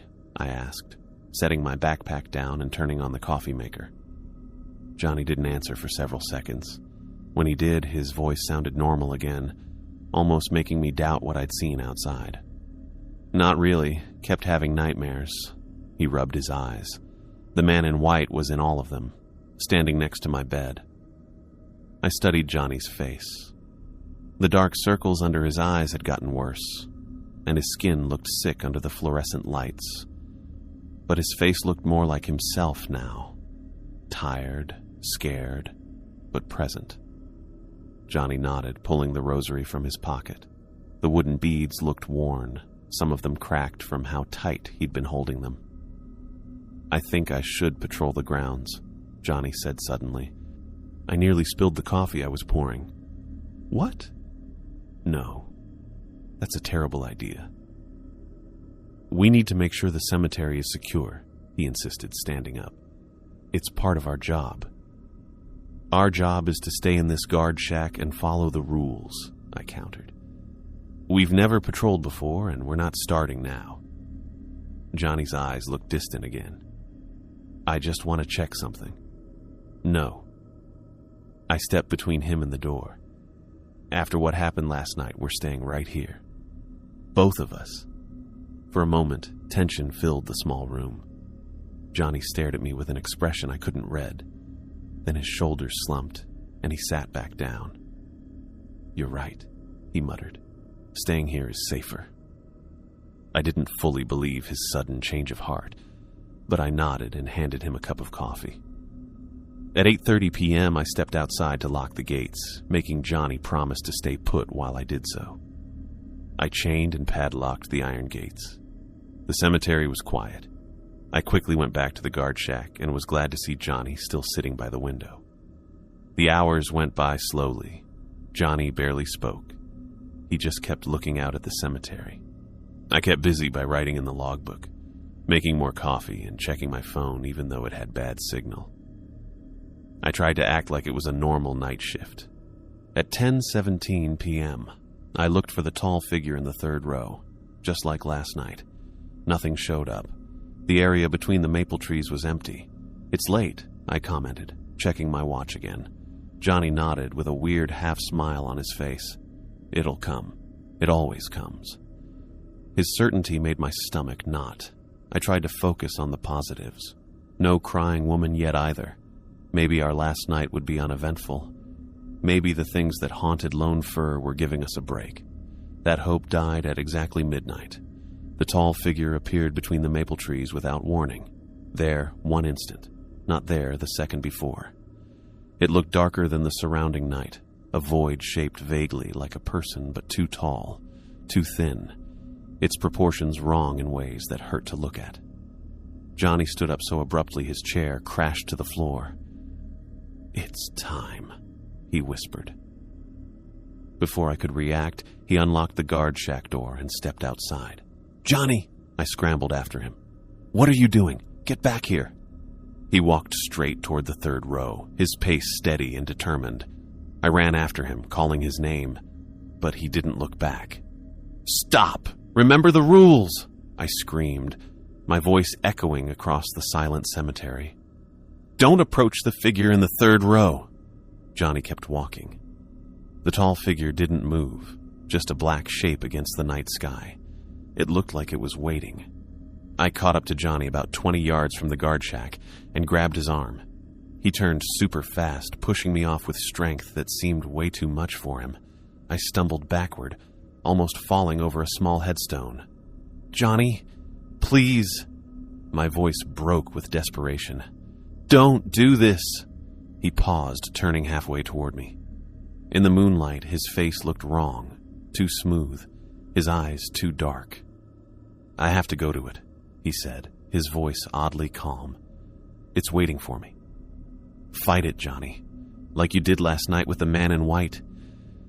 I saw something in Johnny's expression. Maybe he recognized me or was scared. For just a moment, I thought I could see my actual friend there, fighting against whatever was controlling him. But then it was gone. Johnny looked away and kept walking toward the tall person. I ran and tackled him from behind, hitting him right in the middle. We fell to the ground between two graves. Johnny struggled under me, moving in weird, jerky ways like a puppet. "Let me go," he snarled, his voice deeper than it should have been. "It's calling me. Johnny, snap out of it." I tried to pin his arms, but he bucked wildly, throwing me to the side. He got to his feet and ran the rest of the way to the third row. I jumped after him. My fingers touched the back of his jacket, but I couldn't grab it. Johnny stopped right in front of the tall shadow. For one scary moment, they looked at each other, my friend and the weird darkness standing there. Then Johnny just collapsed, falling to the ground suddenly. "Johnny!" I ran to him, skidding to my knees beside his crumpled form. I rolled him onto his back, checking for a pulse, for breathing, for any sign of life. His eyes stared upward, unseeing. His skin felt cold to the touch. I couldn't find a pulse in his neck or wrist. The tall figure still stood there, barely 3 feet away. I couldn't see a face in that darkness, but I felt it watching me, watching Johnny. I grabbed Johnny under the arms and began dragging him back toward the guard shack, my body running on pure adrenaline. His limbs flopped lifelessly as I pulled him across the grass. I didn't look back to see if the figure followed. I couldn't bear to know. Inside the guard shack, I laid Johnny on the floor and started CPR, pressing frantically on his chest while calling his name. Between compressions, I fumbled for my phone and dialed 911. 911, what's your emergency?" The operator's voice sounded tiny and distant. "My friend collapsed," I gasped, continuing chest compressions. "Lone Fir Cemetery, the guard shack. Please hurry, I think he's not breathing." "Sir, is he responsive at all? Can you check for a pulse?" I put the phone on speaker and laid it beside Johnny's head, placing my fingers against his neck again. Still nothing. His skin grew colder by the second. "No pulse," I reported, resuming compressions. "He just collapsed. Please hurry." "Emergency services are on their way," the operator assured me. "Continue CPR until they arrive. I'll stay on the line with you." I pumped Johnny's chest, counting under my breath. 1, 2, 3, 4. Tears blurred my vision. Johnny's face was slack, his eyes open and empty. Then his eyelids twitched. "Johnny?" I leaned closer, hope surging through me. "Johnny, can you hear me?" His eyes opened fully, looking at my face. But something was really wrong. They weren't Johnny's eyes anymore. The pupils had gotten so big they covered the entire iris, making them completely black. Johnny's mouth opened, and the voice that came out wasn't his. "Johnny Wilson is claimed," it said, the words resonating with impossible depth. "He broke the rules." I scrambled backward, knocking over the phone. The 911 operator's voice called out, asking if I was still there. The thing wearing Johnny's face sat up smoothly, its movements nothing like my friend's usual awkward energy. It turned Johnny's head to look at me, the black eyes reflecting nothing. He intended to open the gate for the man in white, the voice continued, using Johnny's vocal cords to produce sounds that weren't remotely human. "Intention is action. The rules were broken." "Give him back," I whispered, my back pressed against the wall. Johnny's face smiled, the expression stretching his features unnaturally wide. "He belongs to the cemetery now, as will you, eventually." "What do you mean?" I asked, my voice barely audible. The thing inside Johnny got up, moving in a creepy way. "You're marked, Michael Thompson. You've seen us. You've heard us. You've touched stuff you shouldn't have." It pointed at Johnny's body, which it controlled now. "Following the rules has kept you safe for now, but we'll find you." From the floor, the 911 operator's voice got more urgent. Sir, are you there? What's happening?" Johnny's body stepped toward me, looking like it was almost floating. "Run if you want. It won't matter how far you go. The rules will follow you." I dove for the door, pulled it open, and stumbled outside. Behind me, Johnny stayed in the guard shack, with that scary smile stuck on his face. I ran across the cemetery toward the main gates, digging in my pocket for the keys. The chain made noise as I unlocked the gates with shaky hands. I threw them open and ran into the street, not looking back at anything. I ran until I couldn't breathe and my legs felt like giving up. I ran past houses with lights on, past people walking dogs who looked at me weird. I ran until I reached a bright gas station and fell against the wall, catching my breath and shaking all over. My phone buzzed in my pocket. I pulled it out to see many missed calls from the 911 dispatcher. As I looked at the screen, a text message showed up from a number I didn't know. "The rules follow you, Michael Thompson." I dropped the phone like it had burned me. That night, I packed everything I could fit into my car. I left no forwarding address, didn't tell anyone where I was going. I drove south, stopping only for gas and coffee, putting as many miles as possible between myself and Lone Fir Cemetery. 2 weeks later, I found an apartment in Tucson, Arizona. I changed my phone number, deleted my social media accounts, cut all ties to my old life in Portland. I found a night job stocking shelves at a supermarket. I couldn't sleep at night anymore anyway. During the day, I researched protection methods from every religion and culture I could find, lining my apartment windows with salt, hanging charms and symbols on my doors. For a while, I thought it might have worked. The dreams about Johnny's face with those black eyes grew less frequent. I started to build a new life, carefully avoiding parks, funeral homes, and especially cemeteries. Then, 3 weeks after arriving in Tucson, I woke at 3 a.m. to the sound of a woman crying outside my bedroom window. "Please, help me. I'm so lost." I pulled my pillow over my head, trying to block out the sound, but I knew it wouldn't help. I knew what the thing in Johnny's body had told me was true. The rules had followed me. They always would.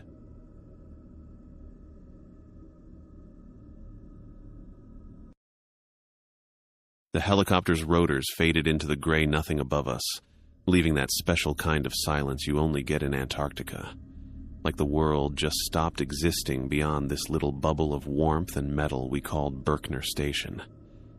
I watched the black speck disappear completely before turning back to the 5 recruits standing around like they'd just been dropped on Mars, which, honestly, wasn't that far off.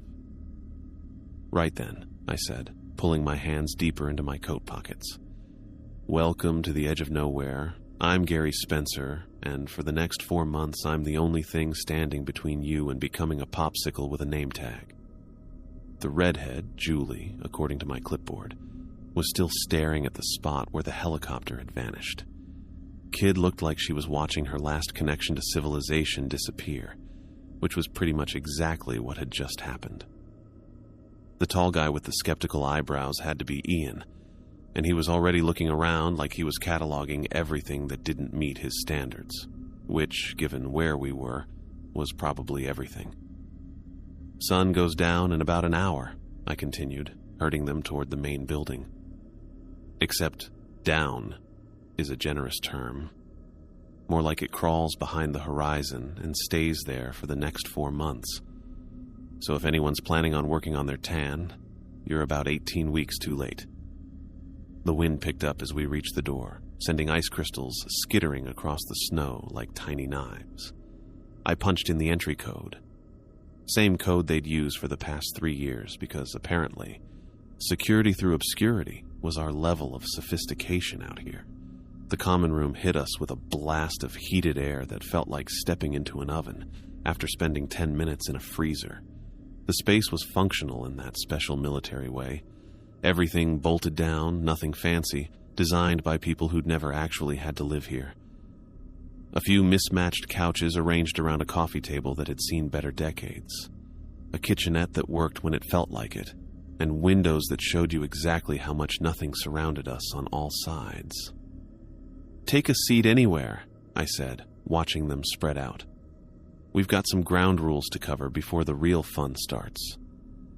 Julie picked a chair that gave her a clear view of the northern door. Interesting choice.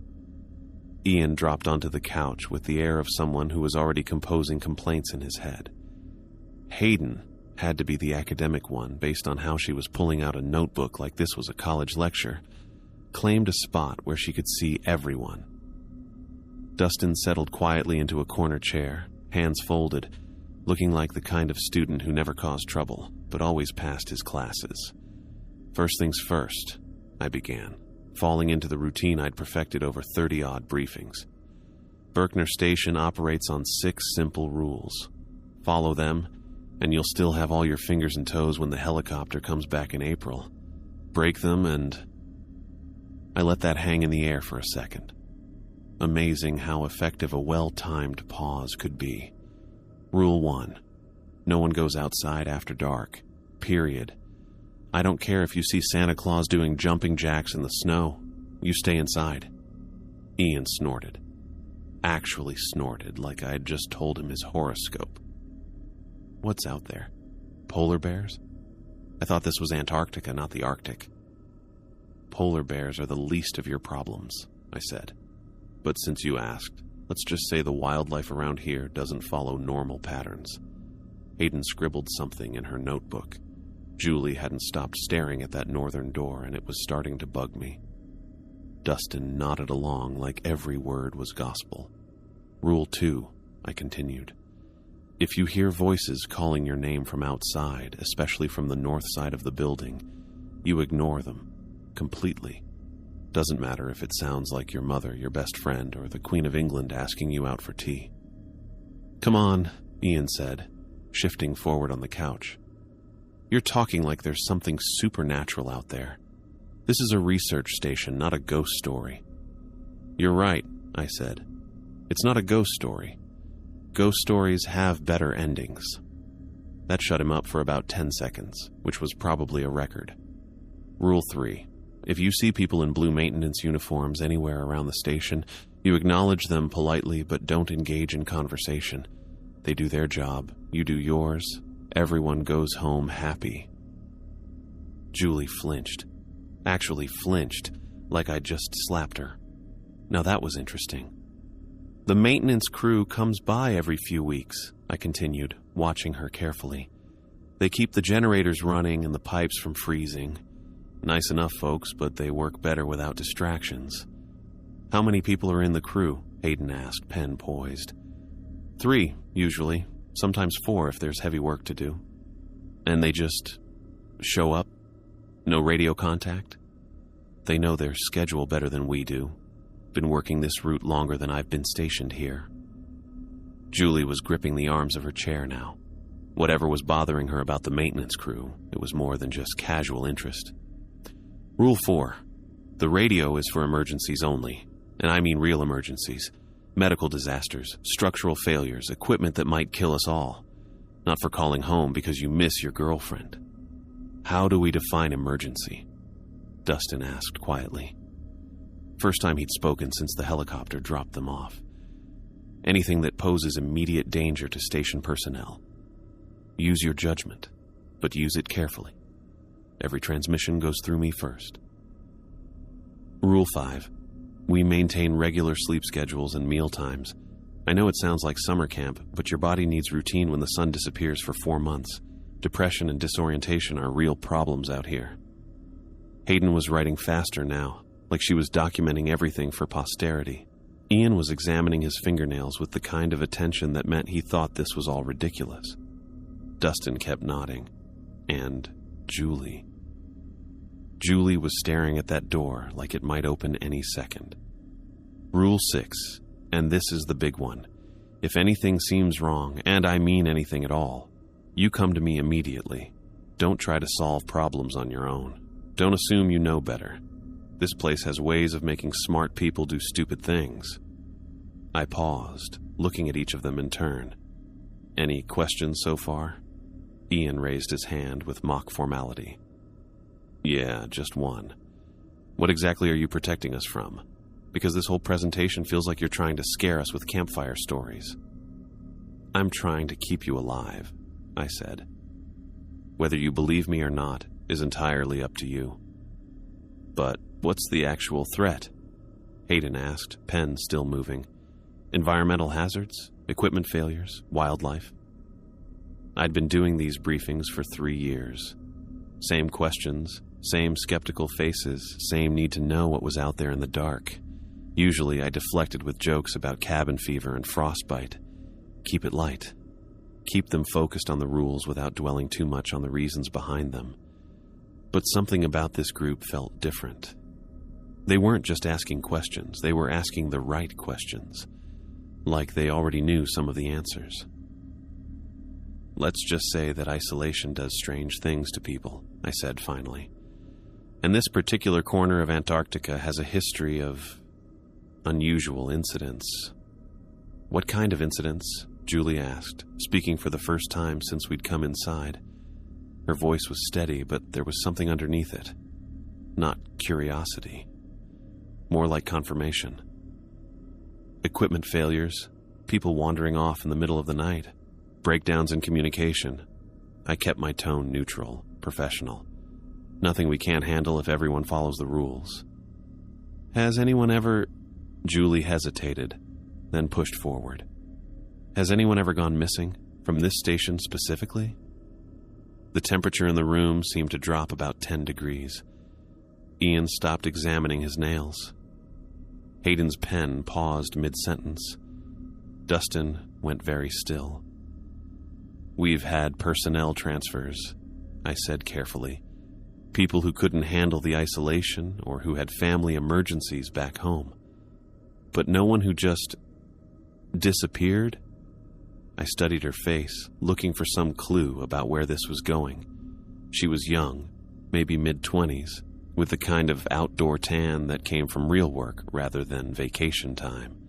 Her jacket was good quality but well used, and she wore a silver ring on her right hand that looked like it might belong to someone else. Why do you ask? Julie's fingers tightened on the chair arms. I was just wondering about the safety record. You know, making sure this place has proper protocols. She was lying. Not badly, but she was definitely lying. Safety is our top priority, I said, still watching her. That's why we have the rules. What about Daniel Brady? She asked, and the words hit me like a punch to the gut. What happened to him? The room went dead silent. Even the heater seemed to quiet down, as if the building itself was holding its breath. I hadn't mentioned Daniel to anyone in months. His name wasn't on any of the official documentation these recruits would have seen. Hell, most of his paperwork had been classified or transferred to other departments after the incident. How do you know that name? I asked. Julie's face had gone pale, but her jaw was set with the kind of determination that usually preceded really bad decisions. He was stationed here 2 years ago, wasn't he? Young guy, brown hair, probably asked too many questions. My mouth had gone dry. Daniel Brady had been here exactly 2 years ago. Brown hair, constant questions, and a habit of staring at that same northern door that Julie couldn't seem to stop looking at. Julie? I said slowly. How exactly do you know about Daniel Brady? She stared at me for a long moment, and I could see her weighing her options. Whatever she'd come here to find, Daniel was part of it. Because, she said finally, he's my brother, and I want to know what really happened to him. The heater kicked back on with a mechanical whir that sounded too loud in the silence. Outside, the wind picked up again, rattling the windows like something was testing them for weaknesses. 3 years of briefings, and I'd never had anyone ask about Daniel Brady. 3 years of carefully managed personnel rotations and sanitized incident reports. And now his sister was sitting in my common room, demanding answers I wasn't sure I could give, because the truth about Daniel Brady was the kind of truth that made people stop following rules. And in Antarctica, people who stopped following rules had a habit of walking out into the snow and never coming back, just like Daniel had. 3 hours later, I was lying in my bunk staring at the ceiling and wondering why I couldn't shake the feeling that everything was about to go sideways. The outpost had settled into that particular kind of quiet you only get when civilization is 1,000 miles away and the temperature outside would kill you in minutes. Should have been peaceful. Should have helped me sleep. Instead, I kept thinking about the way Julie had said her brother's name. Like she was testing it, seeing how I'd react. Footsteps echoed down the hallway. Slow, deliberate steps that didn't belong to someone heading for the bathroom or grabbing a midnight snack. I rolled out of bed and grabbed my jacket, then stepped into the corridor just as the footsteps stopped. Ian stood at the far end of the hallway, maybe 20 feet from the main observation window. Just standing there in his ridiculous jeans and hoodie, staring out at the black nothing beyond the glass. "Hey," I called softly. "Ian." He didn't turn around, didn't even twitch, just kept staring out that window like he was watching the most fascinating movie ever made. I walked over and grabbed his shoulder, spinning him around. His eyes had this glassy, unfocused look like he was sleepwalking with his eyes open. "What the hell are you doing?" I kept my voice low but firm. Rule 1, remember, no looking out windows after dark. Ian blinked a few times and awareness slowly crept back into his face. What? You were staring out the window. For how long?" "I wasn't." He looked back at the glass, then at me, confusion replacing the blank expression. "I just heard something. Thought I saw lights moving out there." "What kind of lights?" "Patterns, like signals or something. Moving in circles, then straight lines, then..." He shook his head. "It doesn't make sense. But they were organized, you know? Not random." I grabbed his arm and pulled him away from the window. "Listen to me very carefully. There are no lights out there. Nothing moves in patterns. And even if there were, you don't look. That's the whole point of the rule. But if someone's in trouble, then they're already dead." The words came out harsher than I meant, but Ian needed to understand. This isn't the suburbs, kid. Nobody survives out there after dark. We walked back toward the common room, and I could hear the quiet hum of electronics from inside. Someone else was still awake. Hayden sat at the main table with her laptop open, surrounded by notebooks and what looked like printed pages. Her glasses reflected the screen's glow as she scrolled through something that had her complete attention. "Research project?" I asked. She looked up, blinking like she'd forgotten other people existed. "Personnel records. I was trying to cross-reference the station's history with climate data, but there are huge gaps in the documentation." "What kind of gaps?" "Missing months, entire seasons, where there's no record of who was stationed here or what research was being conducted." She turned the laptop toward me. "Look at this." The screen showed a spreadsheet with dates, names, and assignment details. But Hayden was right. There were chunks missing, blocks of time with no entries at all. "Where did you get this?" "Public research databases. Antarctic research stations are supposed to maintain detailed records for safety and scientific purposes, but Berkner Station's files look like someone took scissors to them." Ian leaned over my shoulder to see the screen. "When was the last complete record?" "About 5 years ago. Since then, it's all fragments. Personnel arriving, but no record of them leaving. Equipment requests with no follow-up reports. And look at this. She clicked on another tab. Missing persons reports filed by families, but no official responses from the Antarctic program. My stomach dropped as I saw the list of names. 12 people over 5 years, all last stationed at Berkner. All of them listed as missing with no official explanation. Daniel Brady was third from the bottom. Jesus, Ian whispered. How did you access this? I asked. It's public information. Took some digging, but families have the right to know what happened to their relatives. Hayden looked at me over her glasses. Which brings up an interesting question. What did happen to them? Before I could answer, Julie appeared in the doorway. She looked like she hadn't slept at all. Pale, with dark circles under her eyes and her hair pulled back in a messy ponytail. Gary, she said, I need to ask you something. What is it? Have you been hearing voices tonight? The question hit me like cold water. What kind of voices? Someone calling my name. From outside, I think. It started about an hour ago. She wrapped her arms around herself. I know what you said about ignoring voices, but it sounds so real, like someone's in trouble.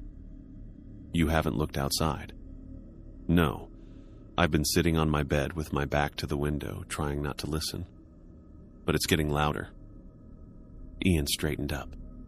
I told you I saw lights. What if someone really is out there?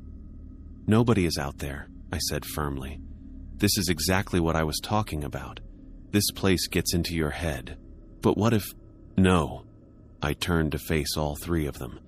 This is not a discussion. The rules exist for good reasons, and those reasons don't change just because you're hearing things or seeing lights. Dustin's voice came from the kitchen area, quiet and careful. Gary, I think you need to hear this. We all turned to find him standing by the radio console, headphones in one hand. He looked like he'd been there for a while. What is it? The radio's been active for the past hour. Voices, but they're... He hesitated. They're speaking in different languages. Sometimes English, sometimes what sounds like Spanish or maybe German. And the transmissions are coming from different locations, but they're all talking about the same thing. Which is? They're asking for help, all of them. Different voices, different languages, but the same message. Dustin's face was troubled. They know our call sign, they know we're here. I took the headphones and listened. Static filled my ears, then voices fading in and out like distant radio stations. A woman speaking rapid Spanish, a man with what sounded like a German accent, someone else whose words I couldn't make out at all. But Dustin was right. Underneath the language barriers, the message was consistent. Help, trapped, cold.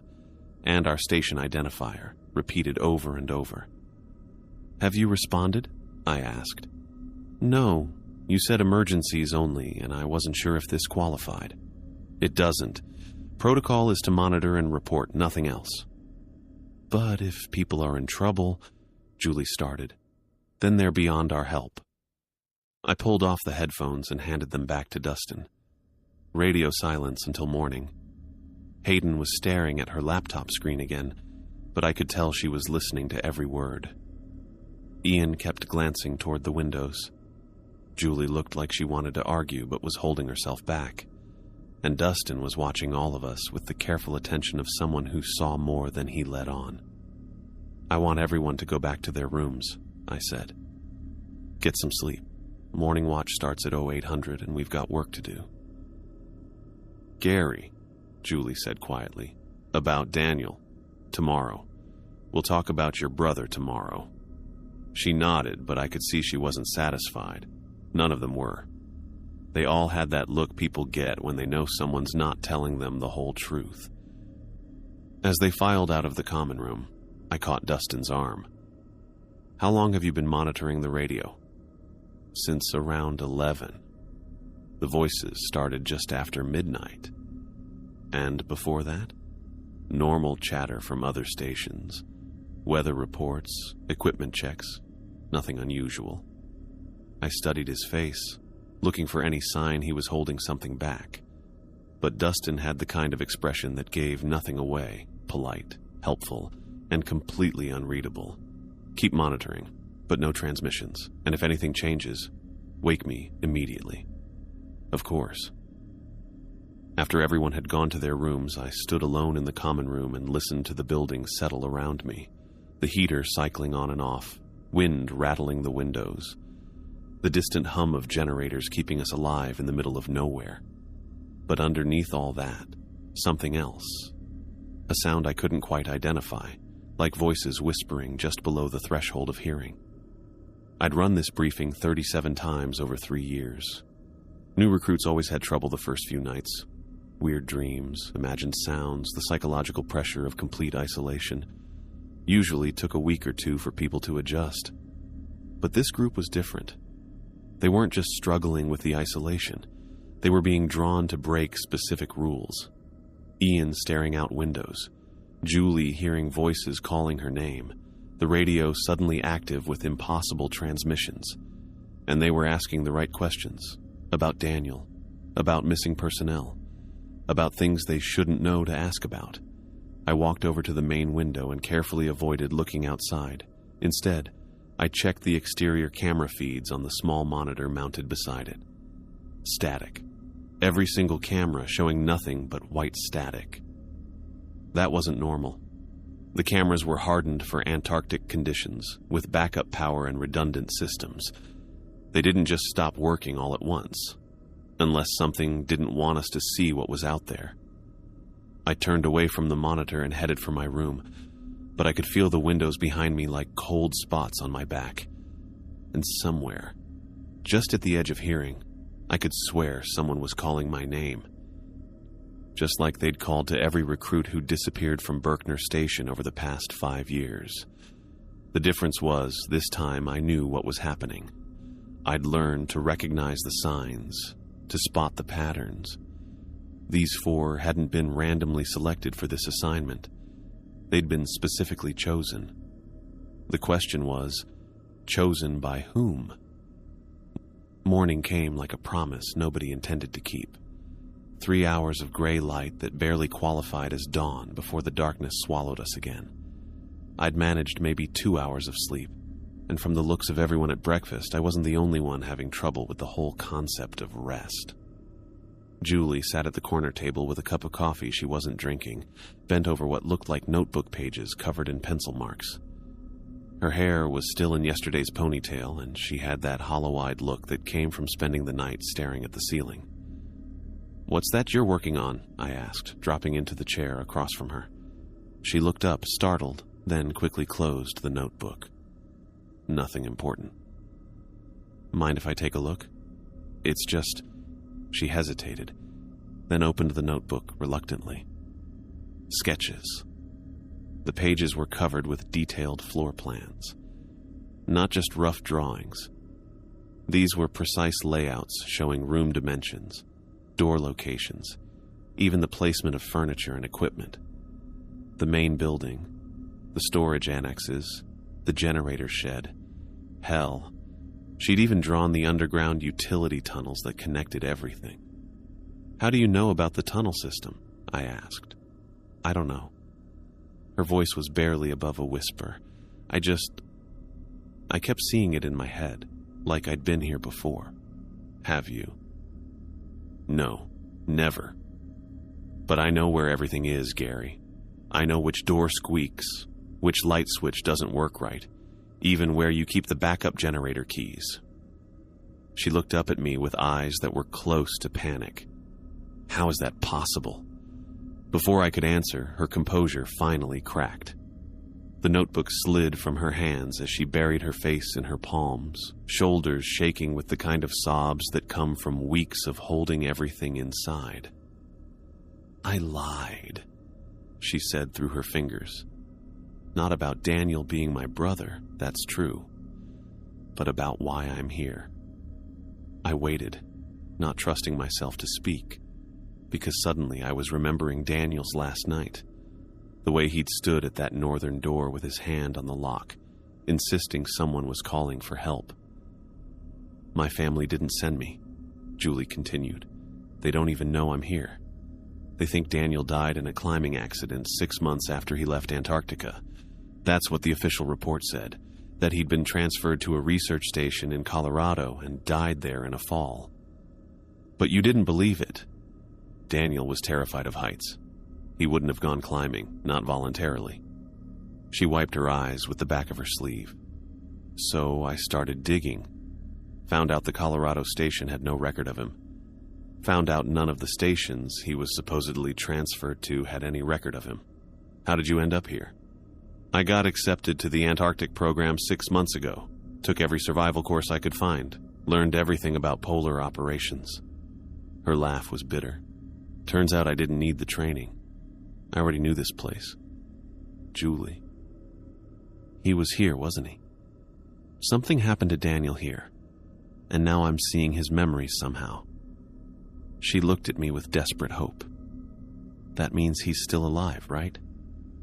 That's how this works. I thought about Daniel's final night, how he'd insisted he could hear Julie calling his name from outside, how he'd been so certain his sister needed help that he'd tried to unlock the north door, how I'd had to physically restrain him while he screamed that he could hear her crying in the snow. Daniel had been seeing Julie's memories too, or something wearing her face had been showing them to him. Gary? Julie was staring at me, waiting for an answer I couldn't give. We'll figure it out, I said, which was the best I could manage without lying outright. Hayden chose that moment to emerge from her research corner, laptop in hand, and the kind of expression that meant she'd found something that wouldn't make anyone's day better. I need to show you both something, she said, setting the computer on the table. I've been tracking the timeline of incidents at Berkner Station, cross-referencing them with geological surveys conducted in this area. The screen showed a detailed map of the region with survey points marked in different colors. Most were clustered around other research stations, but there was a concentration of red dots directly beneath our location. What am I looking at? I asked. Deep core drilling samples from 2014. The survey team was looking for mineral deposits, but they found something else. She clicked to a new tab showing a scan of an official report. Anomalous readings at a depth of approximately 800 meters. Electromagnetic irregularities. Temperature variations that defied explanation. What kind of irregularities? The core samples showed evidence of organic material that shouldn't exist at that depth or in those conditions. But here's the interesting part.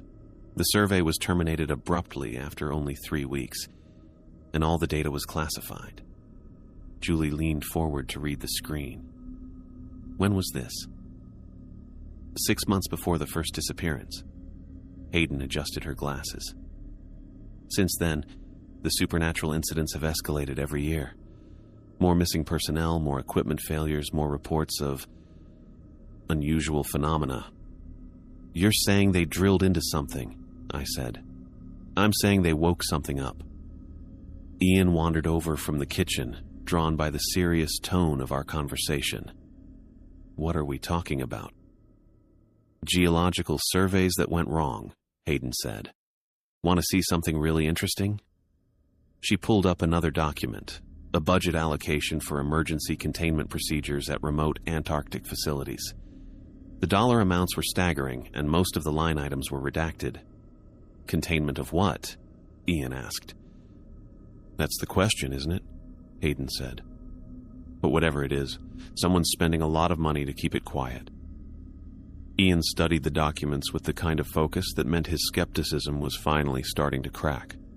So what you're saying is that there really is something dangerous here, not just isolation and cabin fever.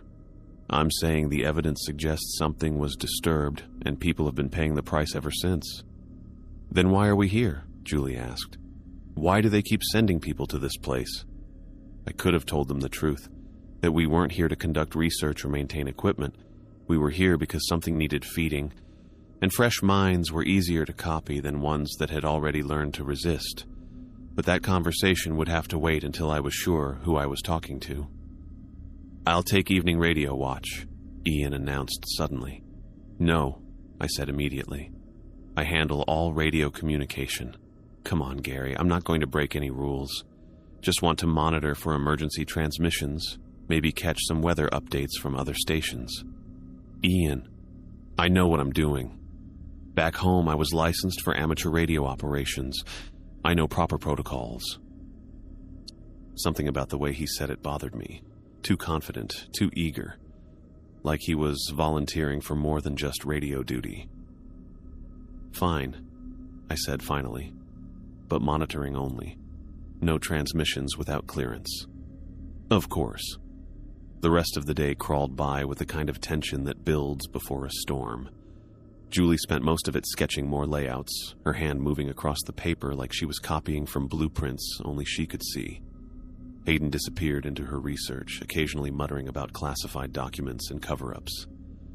Dustin helped with routine maintenance, quiet and efficient as always. And Ian kept checking his watch, counting down the hours until his radio shift. Around midnight, I was jerked awake by Dustin shaking my shoulder. Gary, you need to get to the radio room, now. I pulled on my jacket and followed him down the corridor, immediately noticing that the common room lights were on and voices were coming from the radio corner. Ian sat at the console with the headphones on, speaking into the microphone with calm authority. Copy that, Station Baker 7. What's your current position? Ian! I crossed the room in 3 steps and grabbed the headphones away from him. What the hell are you doing? Emergency transmission, he said, looking genuinely confused by my anger. Someone's in trouble out there. I put on the headphones and immediately heard a voice crackling through the static, weak, desperate, barely audible over the interference. Hello? Is anyone there? This is Dr. Marcus Webb, Station Baker 7. We're lost in the storm and our GPS is malfunctioning. Please respond. Where are you? Ian asked, reaching for the microphone. I yanked it away from him. No transmissions. But he's lost. He needs help. There is no Station Baker 7, I said. I know every facility within 500 miles, and that call sign doesn't exist. Ian stared at me like I'd lost my mind, but I just talked to him. He said they've been walking for hours, trying to find shelter. You gave him our location? Of course. He needs to know where to. I switched off the radio mid-transmission, cutting off the voice that was still calling for help. Ian lunged for the switch, but Dustin grabbed his arms and held him back. Let me go. Someone's gonna die out there. Ian, listen to me, I said, keeping my voice steady. There's nobody out there. That transmission isn't real. You're crazy. I heard him clear as anything. Through the radio room's small window, I could see a figure standing in the snow about 50 yards from the building. Blue maintenance uniform, perfectly still despite the wind that was whipping snow across the compound. The figure looked exactly like Daniel Brady. I blinked, and it was gone. Did you see that? I asked Dustin. See what? I looked back at the window, but there was nothing except darkness and falling snow. Ian had stopped struggling and was staring at the radio with the same glassy expression he'd had the night before. I don't understand, he said quietly. Why wouldn't you let me help? Because, I said, still watching the window. The people you think you're helping are already dead. The radio crackled once, then went silent. Outside, the wind picked up again, rattling the windows like something was testing them for weaknesses. The silence stretched for maybe 30 seconds before Ian blinked and seemed to come back to himself. The glassy look faded from his eyes, replaced by confusion and something that might have been fear. I don't understand, he said again. But this time his voice sounded different, less certain. The transmission was so clear. That's the point, I said, switching the radio completely off. It's supposed to sound real. Dustin was still holding Ian's arms, but gently now, more like steadying him than restraining him. Are you okay? Ian nodded slowly, then looked at the radio console like it had personally betrayed him. But I heard him. Dr. Webb. He knew our call sign, knew exactly where we were. Because it's been listening, I said. Learning, that's what it does. What does? Julie's voice came from the doorway. She'd appeared without any of us noticing, still holding her notebook, but looking more alert than she had all day. I looked at the three of them standing there, Ian confused and shaken, Dustin watchful, Julie demanding answers, and realized I was out of time for half-truths and careful omissions. Something under the ice, I said. Something that shouldn't exist but does anyway. The next morning came gray and bitter, with wind that cut through the building's walls like they were made of paper. I was checking the generator readings when I heard the rumble of engines approaching from the south. "Maintenance crew," I announced to the common room. "Everyone stay inside and let them work." Julie looked up from her coffee. "I thought they weren't scheduled until next week. They don't follow schedules. They come when they need to come." Through the main window, I watched three figures in blue uniforms climb out of a tracked vehicle that looked older than the station itself. They moved with the kind of easy familiarity that came from years of routine, heading straight for the generator shed without any apparent discussion about who would do what. Hayden peered over her laptop. "Should we introduce ourselves?" "No, they know who we are." The crew worked for 3 hours, moving between buildings with tools that seemed too clean for field maintenance. I offered them coffee when they came inside to check the heating system, but they just nodded politely and kept working. That was when I noticed something that made my skin crawl. They never actually drank the coffee. They'd take the cups, hold them, even bring them halfway to their lips, but I never saw any of them actually swallow. And their tools, wrenches, screwdrivers, diagnostic equipment, made no sound when they used them, not even the whisper of metal on metal. Ian watched them work with fascination, asking questions about the heating system and getting responses that were technically correct but felt rehearsed, like they were reciting lines from a script. "How long have you been working Antarctic stations?" Ian asked the tallest one, a middle-aged man with graying hair. "Long enough," the man replied without looking up from the control panel he was examining. "Must be tough work, the isolation, the weather. You get used to it." Ian tried a few more questions, but the responses were all variations of the same polite non-answers.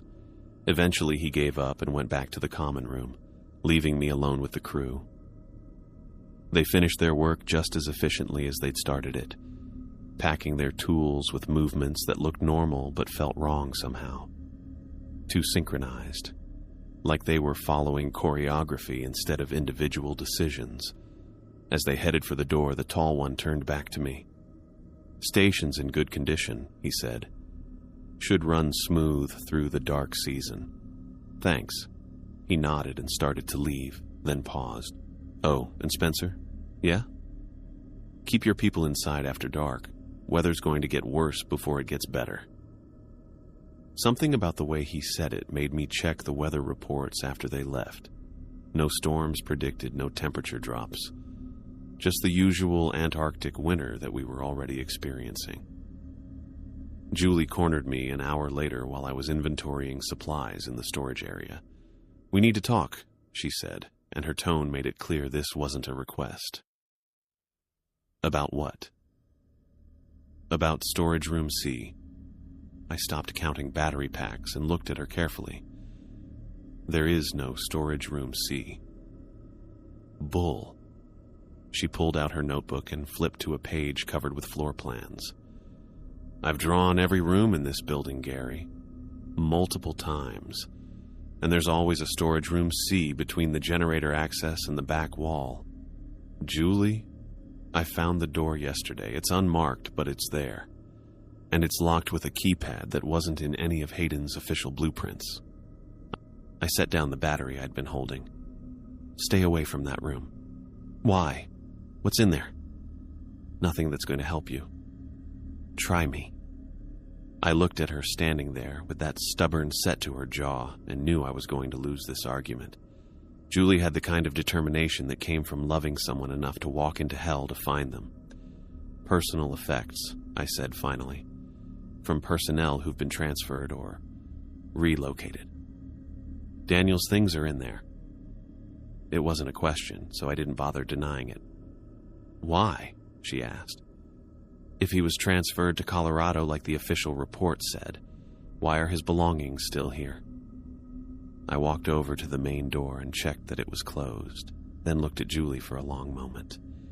She deserved the truth, even if it was going to destroy her.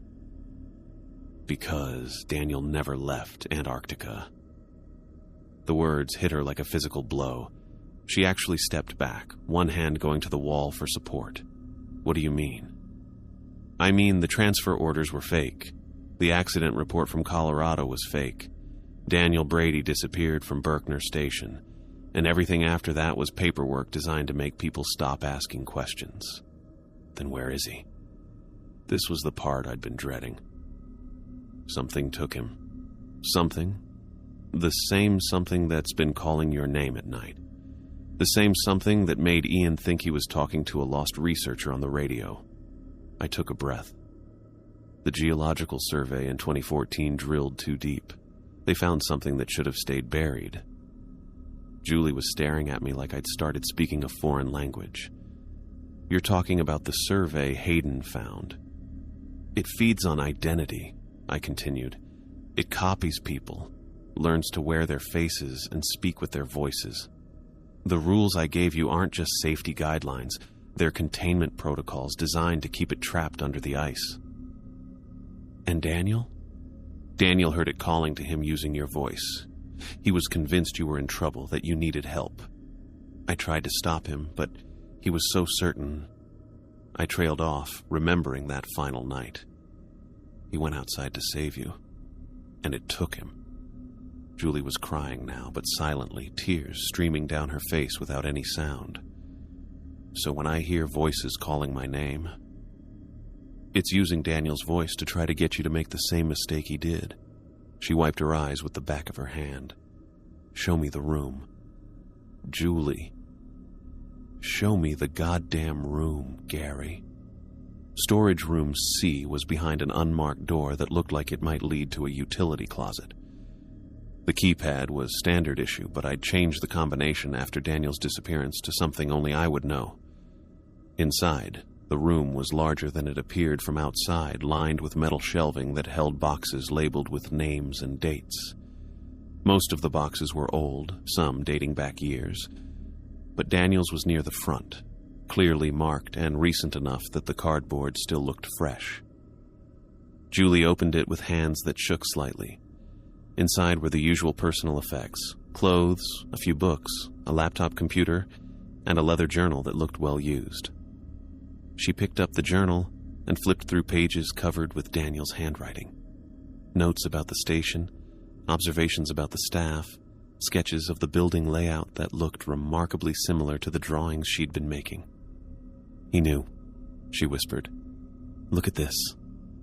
She showed me a page where Daniel had written, "The voices aren't random, they're targeted. It knows things about us it shouldn't know, uses memories that aren't its own. 3 maintenance crew visited today, same faces as last month but wrong details. The tall one called me Danny instead of Daniel. Only Julie ever called me that." I read over her shoulder as she turned pages, finding more observations that made my blood run cold. It's learning faster now, getting better at copying, but it can't maintain the copies without the originals nearby. That's why people don't just disappear. They get taken to wherever it keeps them, fed on slowly while it practices being them. Julie looked up at me. This is from 2 weeks before he disappeared. I nodded, remembering how paranoid Daniel had become in those final days, how he'd started questioning everything and everyone around him. There's more, Julie said, flipping to the last entry. Listen to this. Figured out why the rules work. It can't copy someone who's actively resisting, who knows what it is and refuses to engage. The isolation isn't punishment, it's protection. But the moment you start believing the voices, start thinking someone needs help, you become vulnerable to replacement. She closed the journal and looked at me with eyes that held too much understanding. That's why you've been so careful about the rules.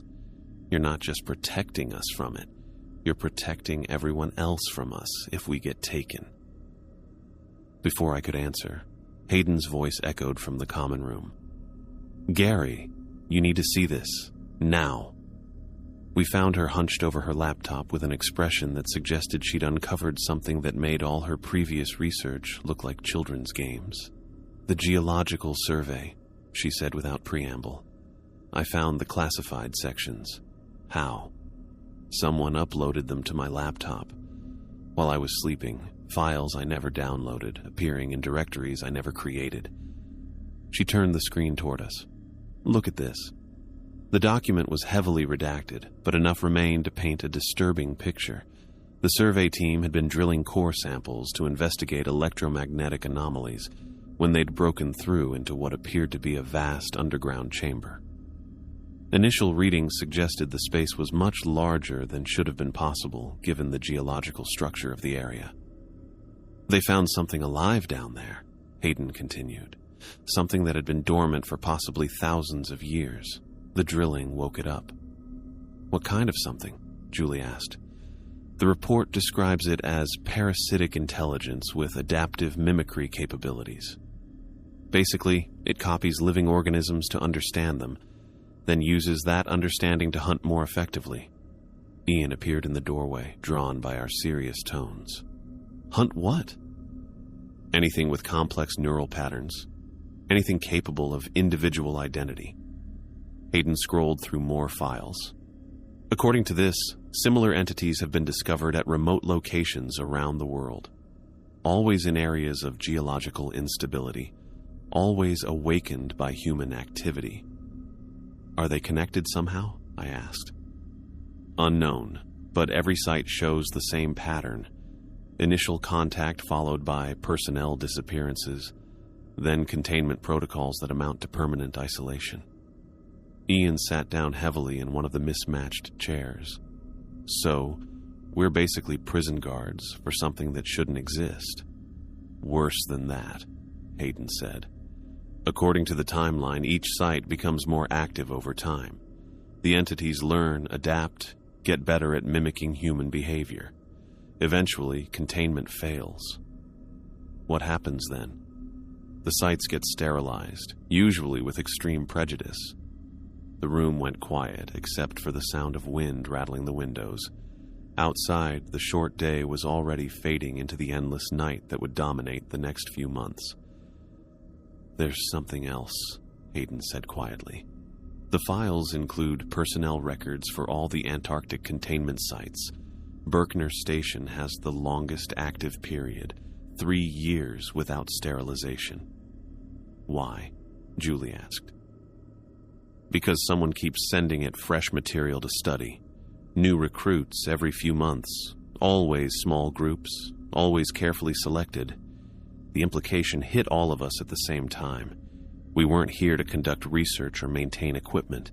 We were here to feed something that lived under the ice." "Gary," Dustin's voice came from the radio corner, calm but with an edge that made everyone turn to look at him. "You need to see the camera feeds." I walked over to the monitor that showed exterior views from around the station. Usually, the screens displayed various angles of the same basic scene: white snow, gray sky, the occasional glimpse of outbuildings. Not today. Camera 1 showed the current view: blowing snow and the approaching darkness of polar night.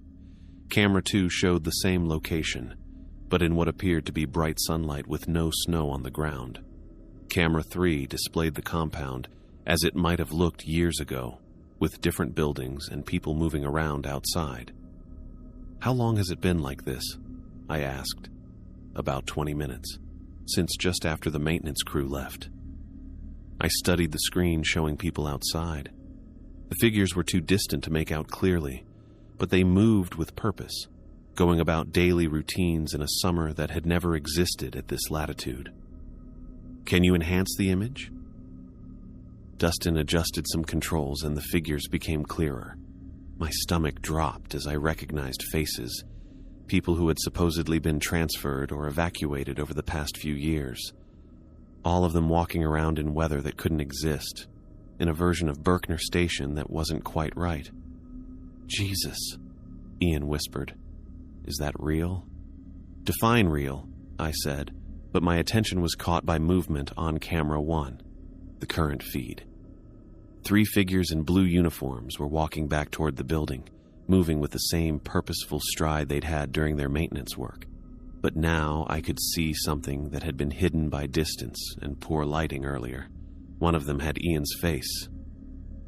I looked at Ian, who was standing right beside me, staring at the monitor, then back at the screen where his doppelganger approached the north door. "How is that possible?" Ian asked, his voice barely above a whisper.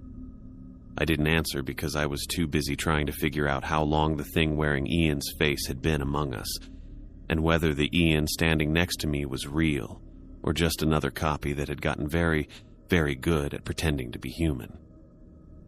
Outside, the maintenance crew reached the north door. The one with Ian's face looked directly at the camera and smiled. By the 4th night, I'd stopped pretending sleep was an option. The common room had become our unofficial headquarters, with Hayden spread across one table surrounded by printed documents, and Julie curled up in the corner chair reading Daniel's journal for probably the 10th time. "Listen to this," Hayden said, looking up from her laptop screen. "I've got files here I never downloaded. Someone, or something, uploaded research papers about parasitic organisms while I was sleeping." "What kind of research?" I asked. "Studies from the 1950s about military experiments with identity replication, tests on prisoners of war to see if personality could be extracted and transferred." She scrolled through pages of dense text. All the subjects died, but the researchers were convinced they'd found evidence of some kind of consciousness transfer. Julie looked up from Daniel's journal. Daniel wrote about memory gaps. Days where he couldn't remember conversations people claimed they'd had with him. That matches what I'm reading here. The copied subjects would have periods where the original personality would surface, fighting against the replacement. Hayden clicked through more files. But each time, the copy would get stronger and the original would fade. Ian wandered in from the kitchen, moving with that same distracted quality he'd had since the radio incident. But tonight something felt different about his movements. Too fluid, like he was concentrating on each step. "Any word on when this storm's supposed to break?" he asked. I glanced at the weather monitor. "What storm?" "The one that's been rattling the windows all evening." The building was completely still. No wind, no rattling, nothing but the usual hum of the heating system. "Ian, there's no storm tonight." He looked confused, then walked over to the main window and pressed his face against the glass. "But I can hear it. Voices in the wind, calling from different directions." Julie and I exchanged glances. In Daniel's journal, he'd written about hearing multiple voices just before his disappearance. "What are they saying?" Julie asked quietly. "They're calling my name, but from everywhere at once, north, south, even from underneath the building." Ian turned away from the window with an expression that was somehow both worried and excited. "I think they need help, Ian." I kept my voice steady. "Step away from the window. But what if someone's really in trouble? What if the maintenance crew got caught in something? The maintenance crew left hours ago. Did they?" He tilted his head like he was listening to something none of us could hear. "Because I could swear I saw them outside just a few minutes ago." Dustin appeared from the direction of his room, moving with that careful quiet he'd maintained since arrival. "Gary, can I talk to you privately?" I followed him to the radio corner, where he kept his voice low enough that the others couldn't hear. "Something's wrong with Ian," he said. "I noticed. The storm that isn't there, voices from underground. No, something else." Dustin glanced back toward where Ian was now standing near the north door, one hand resting on the frame. "Watch his reflection in the window." I looked. Ian was standing perfectly still, but in the glass, his reflection seemed to be moving independently. Small gestures, head turns, expressions that didn't match what Ian was actually doing. "How long has it been like that?" "Since just after the maintenance crew finished their work this afternoon." "The maintenance crew?" I thought about how efficiently they'd moved, how their tools made no sound, how they'd known exactly where everything was without asking questions. Dustin, when did you first notice Ian acting strange? Right after they checked the heating system in his room. He came out looking confused, said he'd taken a nap but couldn't remember lying down. Jesus Christ. The maintenance crew hadn't been maintaining anything. They'd been making a replacement. We need to... Ian's voice cut across the room. I can hear Julie calling for help. I spun around to see him with his hand on the north door's lock mechanism. Julie was sitting 15 feet away, staring at him in alarm. Ian, stop, I said, moving toward him. Julie's right here. No, she's outside. She's been calling for hours. He started turning the lock. She says Daniel's with her. Julie jumped up from her chair. I'm right here, Ian. I haven't been outside. Ian looked at her with the same glassy expression he'd had during the radio incident, then looked back at the door. But you're outside too. Both of you are outside. That's when the radio crackled to life. Hello? Can anyone hear me? This is Julie Brady, and I'm lost in the snow outside Berkner Station. I felt the blood drain from my face. Julie's voice was coming through the radio speakers, while Julie stood right next to me. Please, if anyone's monitoring this frequency, I need help. I can see the lights of the station, but I can't find the entrance. It's so cold, and Daniel's with me, but he's hurt. The Julie standing beside me went white. That's not me. Gary! The radio version of Julie's voice was getting weaker, more desperate. Gary, I know you're in there. Daniel says you can help us. Please open the north door. Ian's hand tightened on the lock. See? She needs help. Ian, that's not Julie. I moved closer, but he'd already started turning the mechanism. That thing is using her voice. But she sounds so scared. I'm right here, Julie shouted. I'm standing right next to you.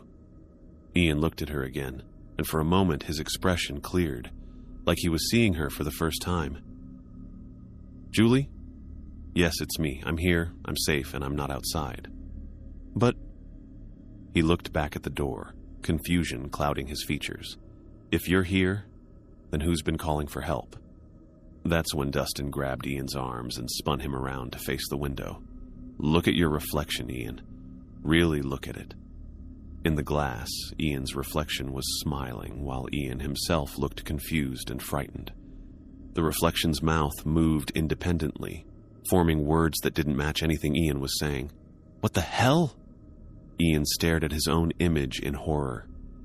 That's not me.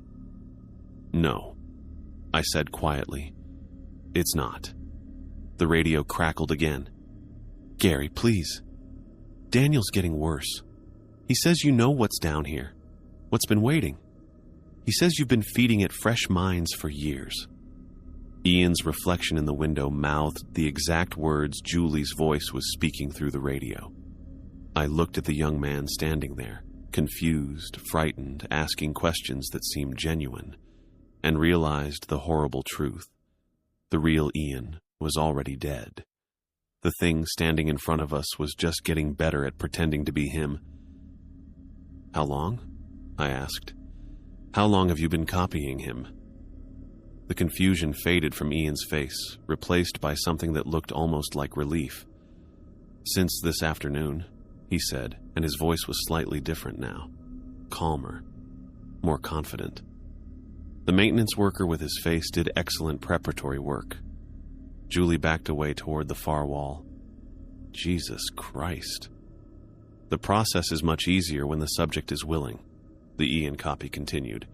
He heard his grandfather calling, you see, from the maintenance tunnel. Family voices are particularly effective. Hayden was frantically typing on her laptop. Gary, look at this.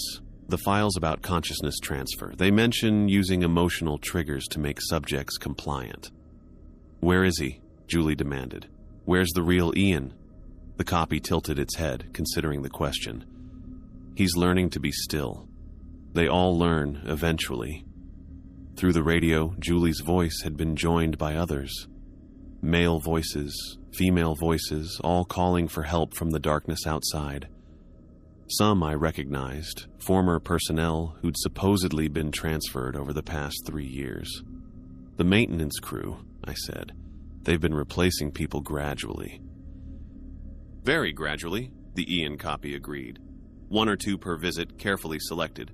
Always the ones who asked too many questions or showed signs of resistance to the containment protocols. I thought about all the veteran staff members who'd been transferred for family emergencies or health concerns. How their replacements had seemed slightly off, just different enough to notice, but not different enough to prove anything. How many? I asked. All of them, eventually. The process has been quite successful. Julie made a strangled sound. Daniel? Daniel was the first complete success. He provided excellent baseline data for improving the replication process. The copy smiled with Ian's face. His emotional attachment to family made him particularly easy to manipulate. The radio voices were getting louder, more insistent. I could make out at least 6 different people calling for help, all claiming to be lost in the snow, all asking for the north door to be opened. Gary, Dustin said quietly. Look outside. Through the main window, I could see figures moving in the snow, distant at first, but getting closer. People in various winter gear, all walking toward the station with the same purposeful stride the maintenance crew had used. As they got closer, I started recognizing faces. Dr. Peterson, who'd been transferred 8 months ago. Sarah Martinez, evacuated for a family emergency. Tom Wilson, medical emergency that required immediate evacuation. All of them walking across the ice like it was a summer day, their faces visible in the station's exterior lights, even though the temperature outside was 40 below zero. They've been building an army, I whispered. Not an army, the Ian copy corrected. A community. Soon you'll all join us outside. Won't that be nice? Julie's voice through the radio had become a chorus now. Multiple versions of her calling from different directions, each one claiming to be the real one in need of rescue. Julie, Daniel, and I have been having such wonderful conversations, the copy continued, about family, about loyalty, about the things people will do for love. You'd be amazed how much we've learned. I looked at Julie, pale and shaking, but still standing her ground. At Hayden, whose hands had stopped moving on her keyboard as she stared at the approaching figures outside. At Dustin, who was watching everything with an expression I couldn't read. And at the thing wearing Ian's face, smiling with genuine warmth as it explained how everyone we'd thought was safe was actually dead. The fascinating thing about identity, it said, is how little of it is actually essential. Memory, personality, even physical appearance, all of it can be replicated with sufficient study. The only difference is intent. What do you want? I asked. To understand, to become, to ensure that human consciousness continues, even if humans themselves prove too fragile for this environment. The copy's smile widened. We're offering immortality, Gary. A chance to live forever in perfect forms that never feel cold, never feel pain, never feel loss. Outside, the figures had reached the compound perimeter. I counted at least 12 people, all of them former Berkner station personnel, all of them looking up at our windows with expressions of patient expectation. All we need, the Ian copy said, is for someone to open the door. I looked at the thing wearing Ian's face as it finished explaining the entity's generous offer of immortality, and felt something cold settle in my chest that had nothing to do with Antarctic weather. How thoughtful, I said, keeping my voice level. But I think we'll pass. The Ian copy's smile never wavered. I understand the reluctance. It's a significant transition. Behind me, Julie made a soft sound of agreement. Too soft. Too measured. I'd known Julie for 4 days now, and she responded to threats with anger, not resignation. I turned to look at her, really look at her, and noticed things I'd been too distracted to catch before. The way she held her head at exactly the same angle she'd maintained for the past hour. How her breathing was perfectly regular despite the stress. The complete absence of the nervous habits. Touching her brother's ring, running her hand through her hair, that had defined her since arrival. "Julie," I said quietly, "when did Daniel give you that ring?" She blinked once, slowly. "On my 18th birthday." Wrong answer. Daniel's ring was his class ring from college. Julie had mentioned wearing it to remember him, but she'd never said it was a gift.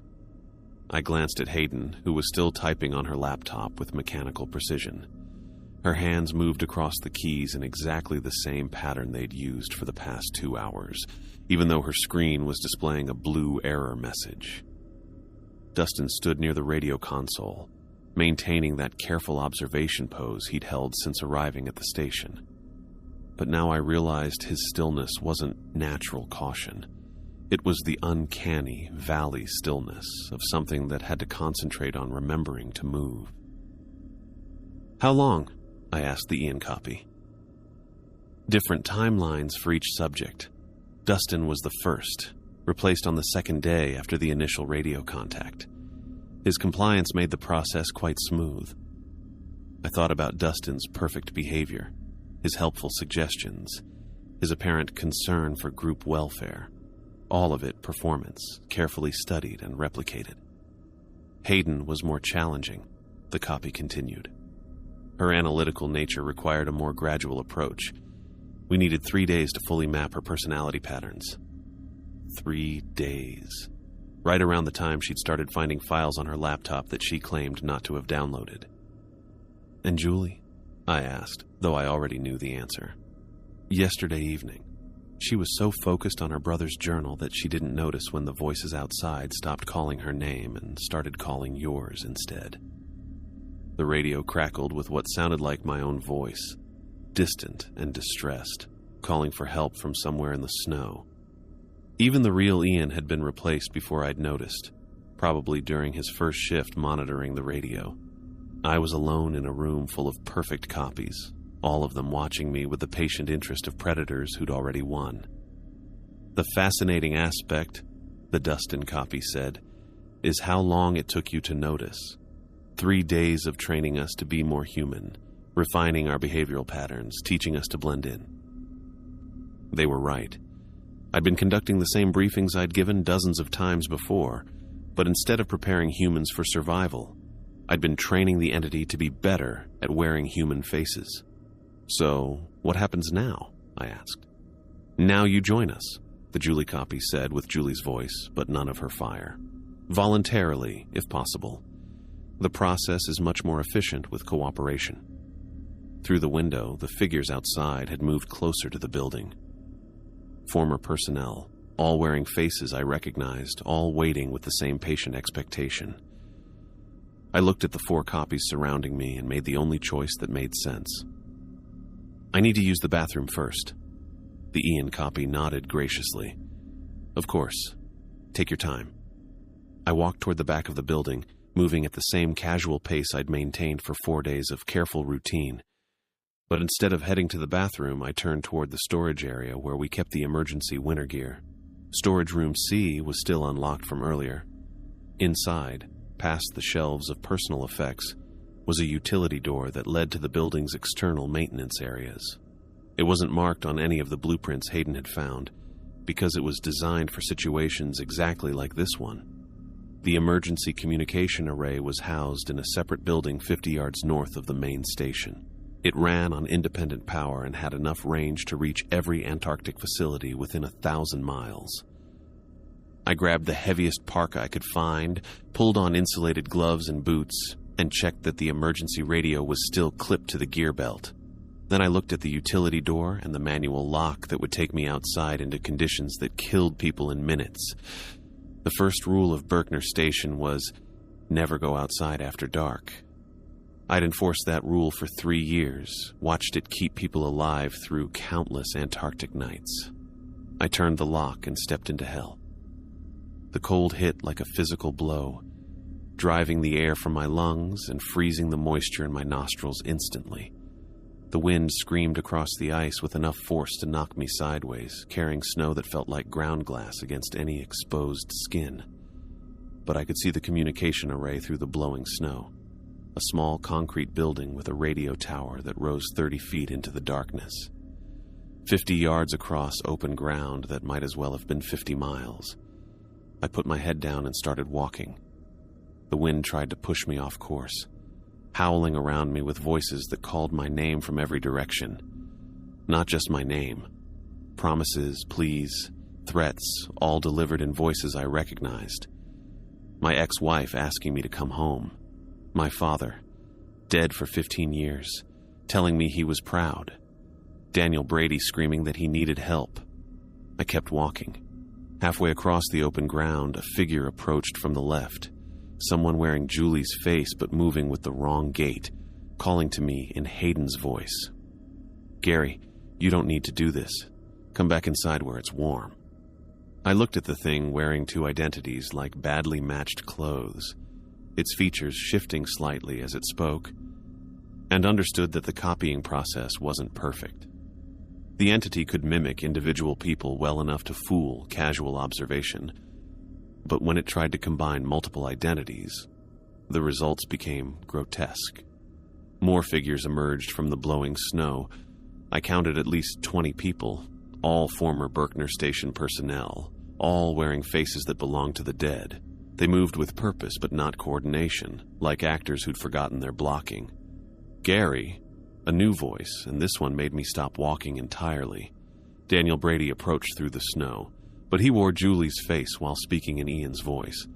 The combination was wrong in ways that hurt to look at directly, like an optical illusion that violated basic principles of reality. "You can't warn them," the Daniel-Julie-Ian fusion said. "Even if you reach the radio, they won't believe you.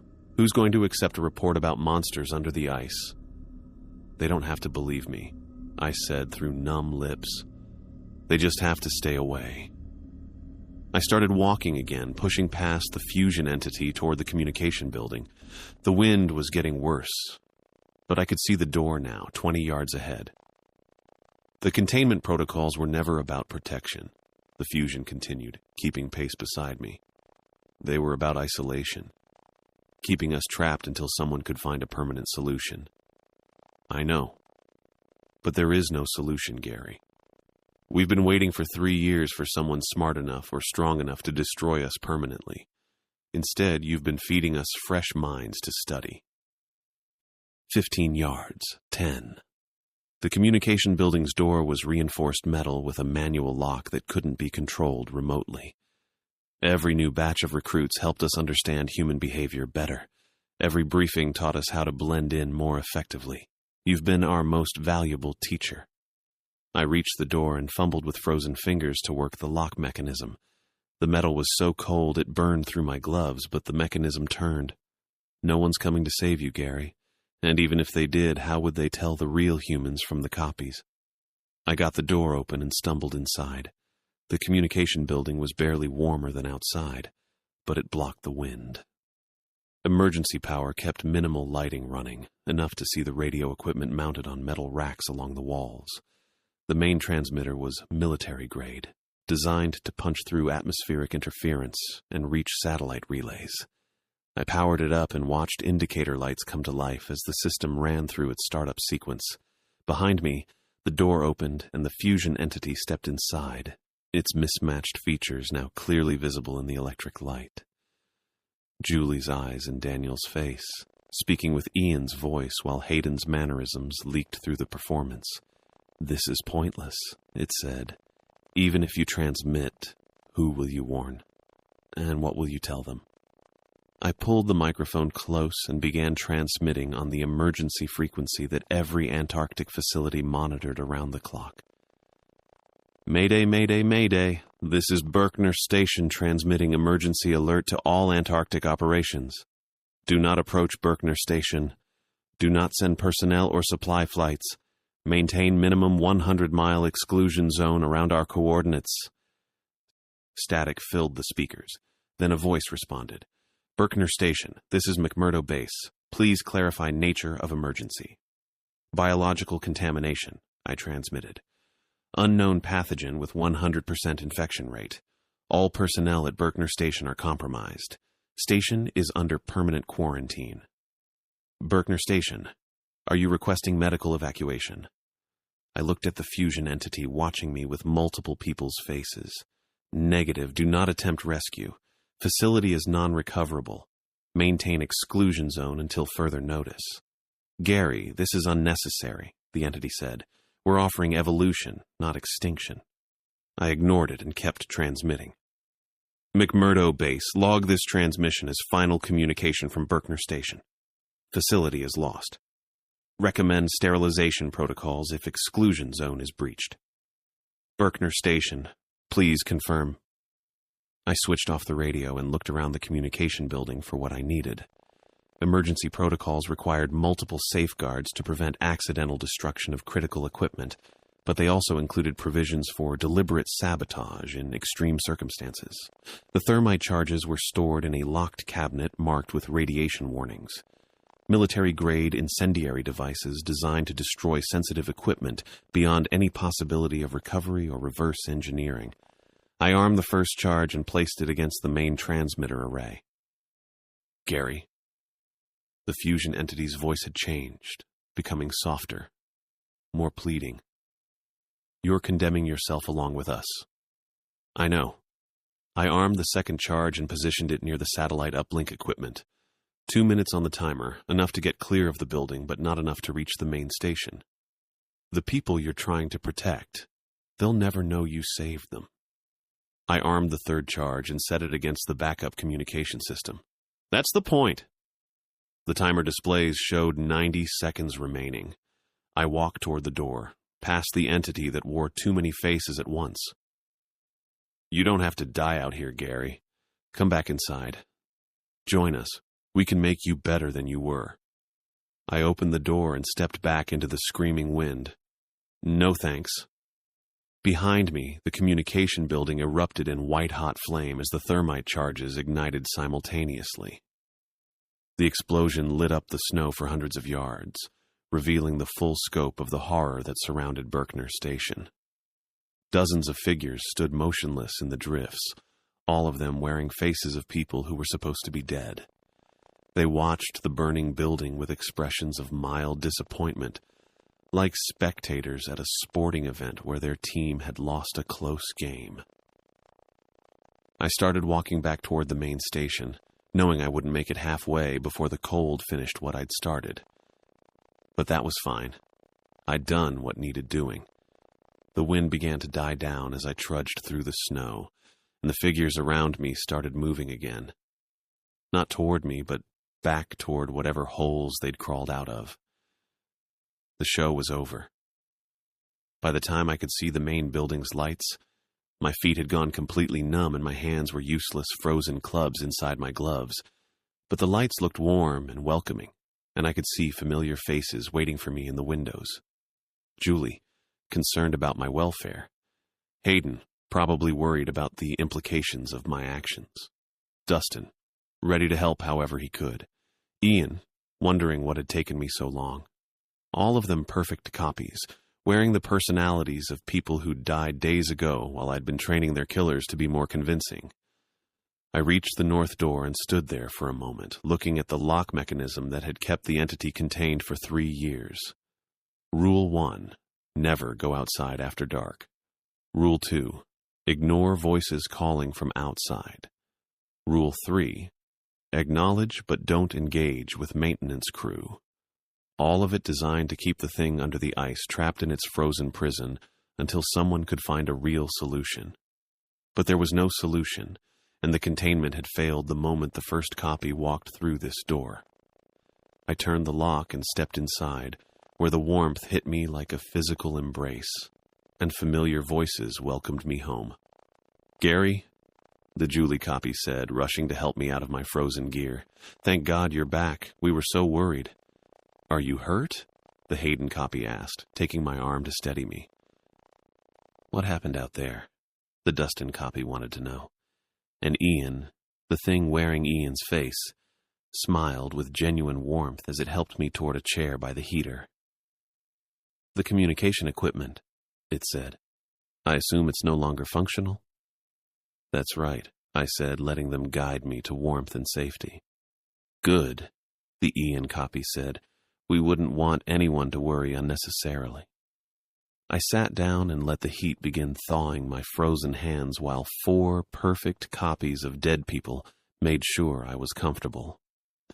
Outside, the wind had stopped entirely, leaving Berkner Station wrapped in the kind of absolute silence that only existed at the bottom of the world.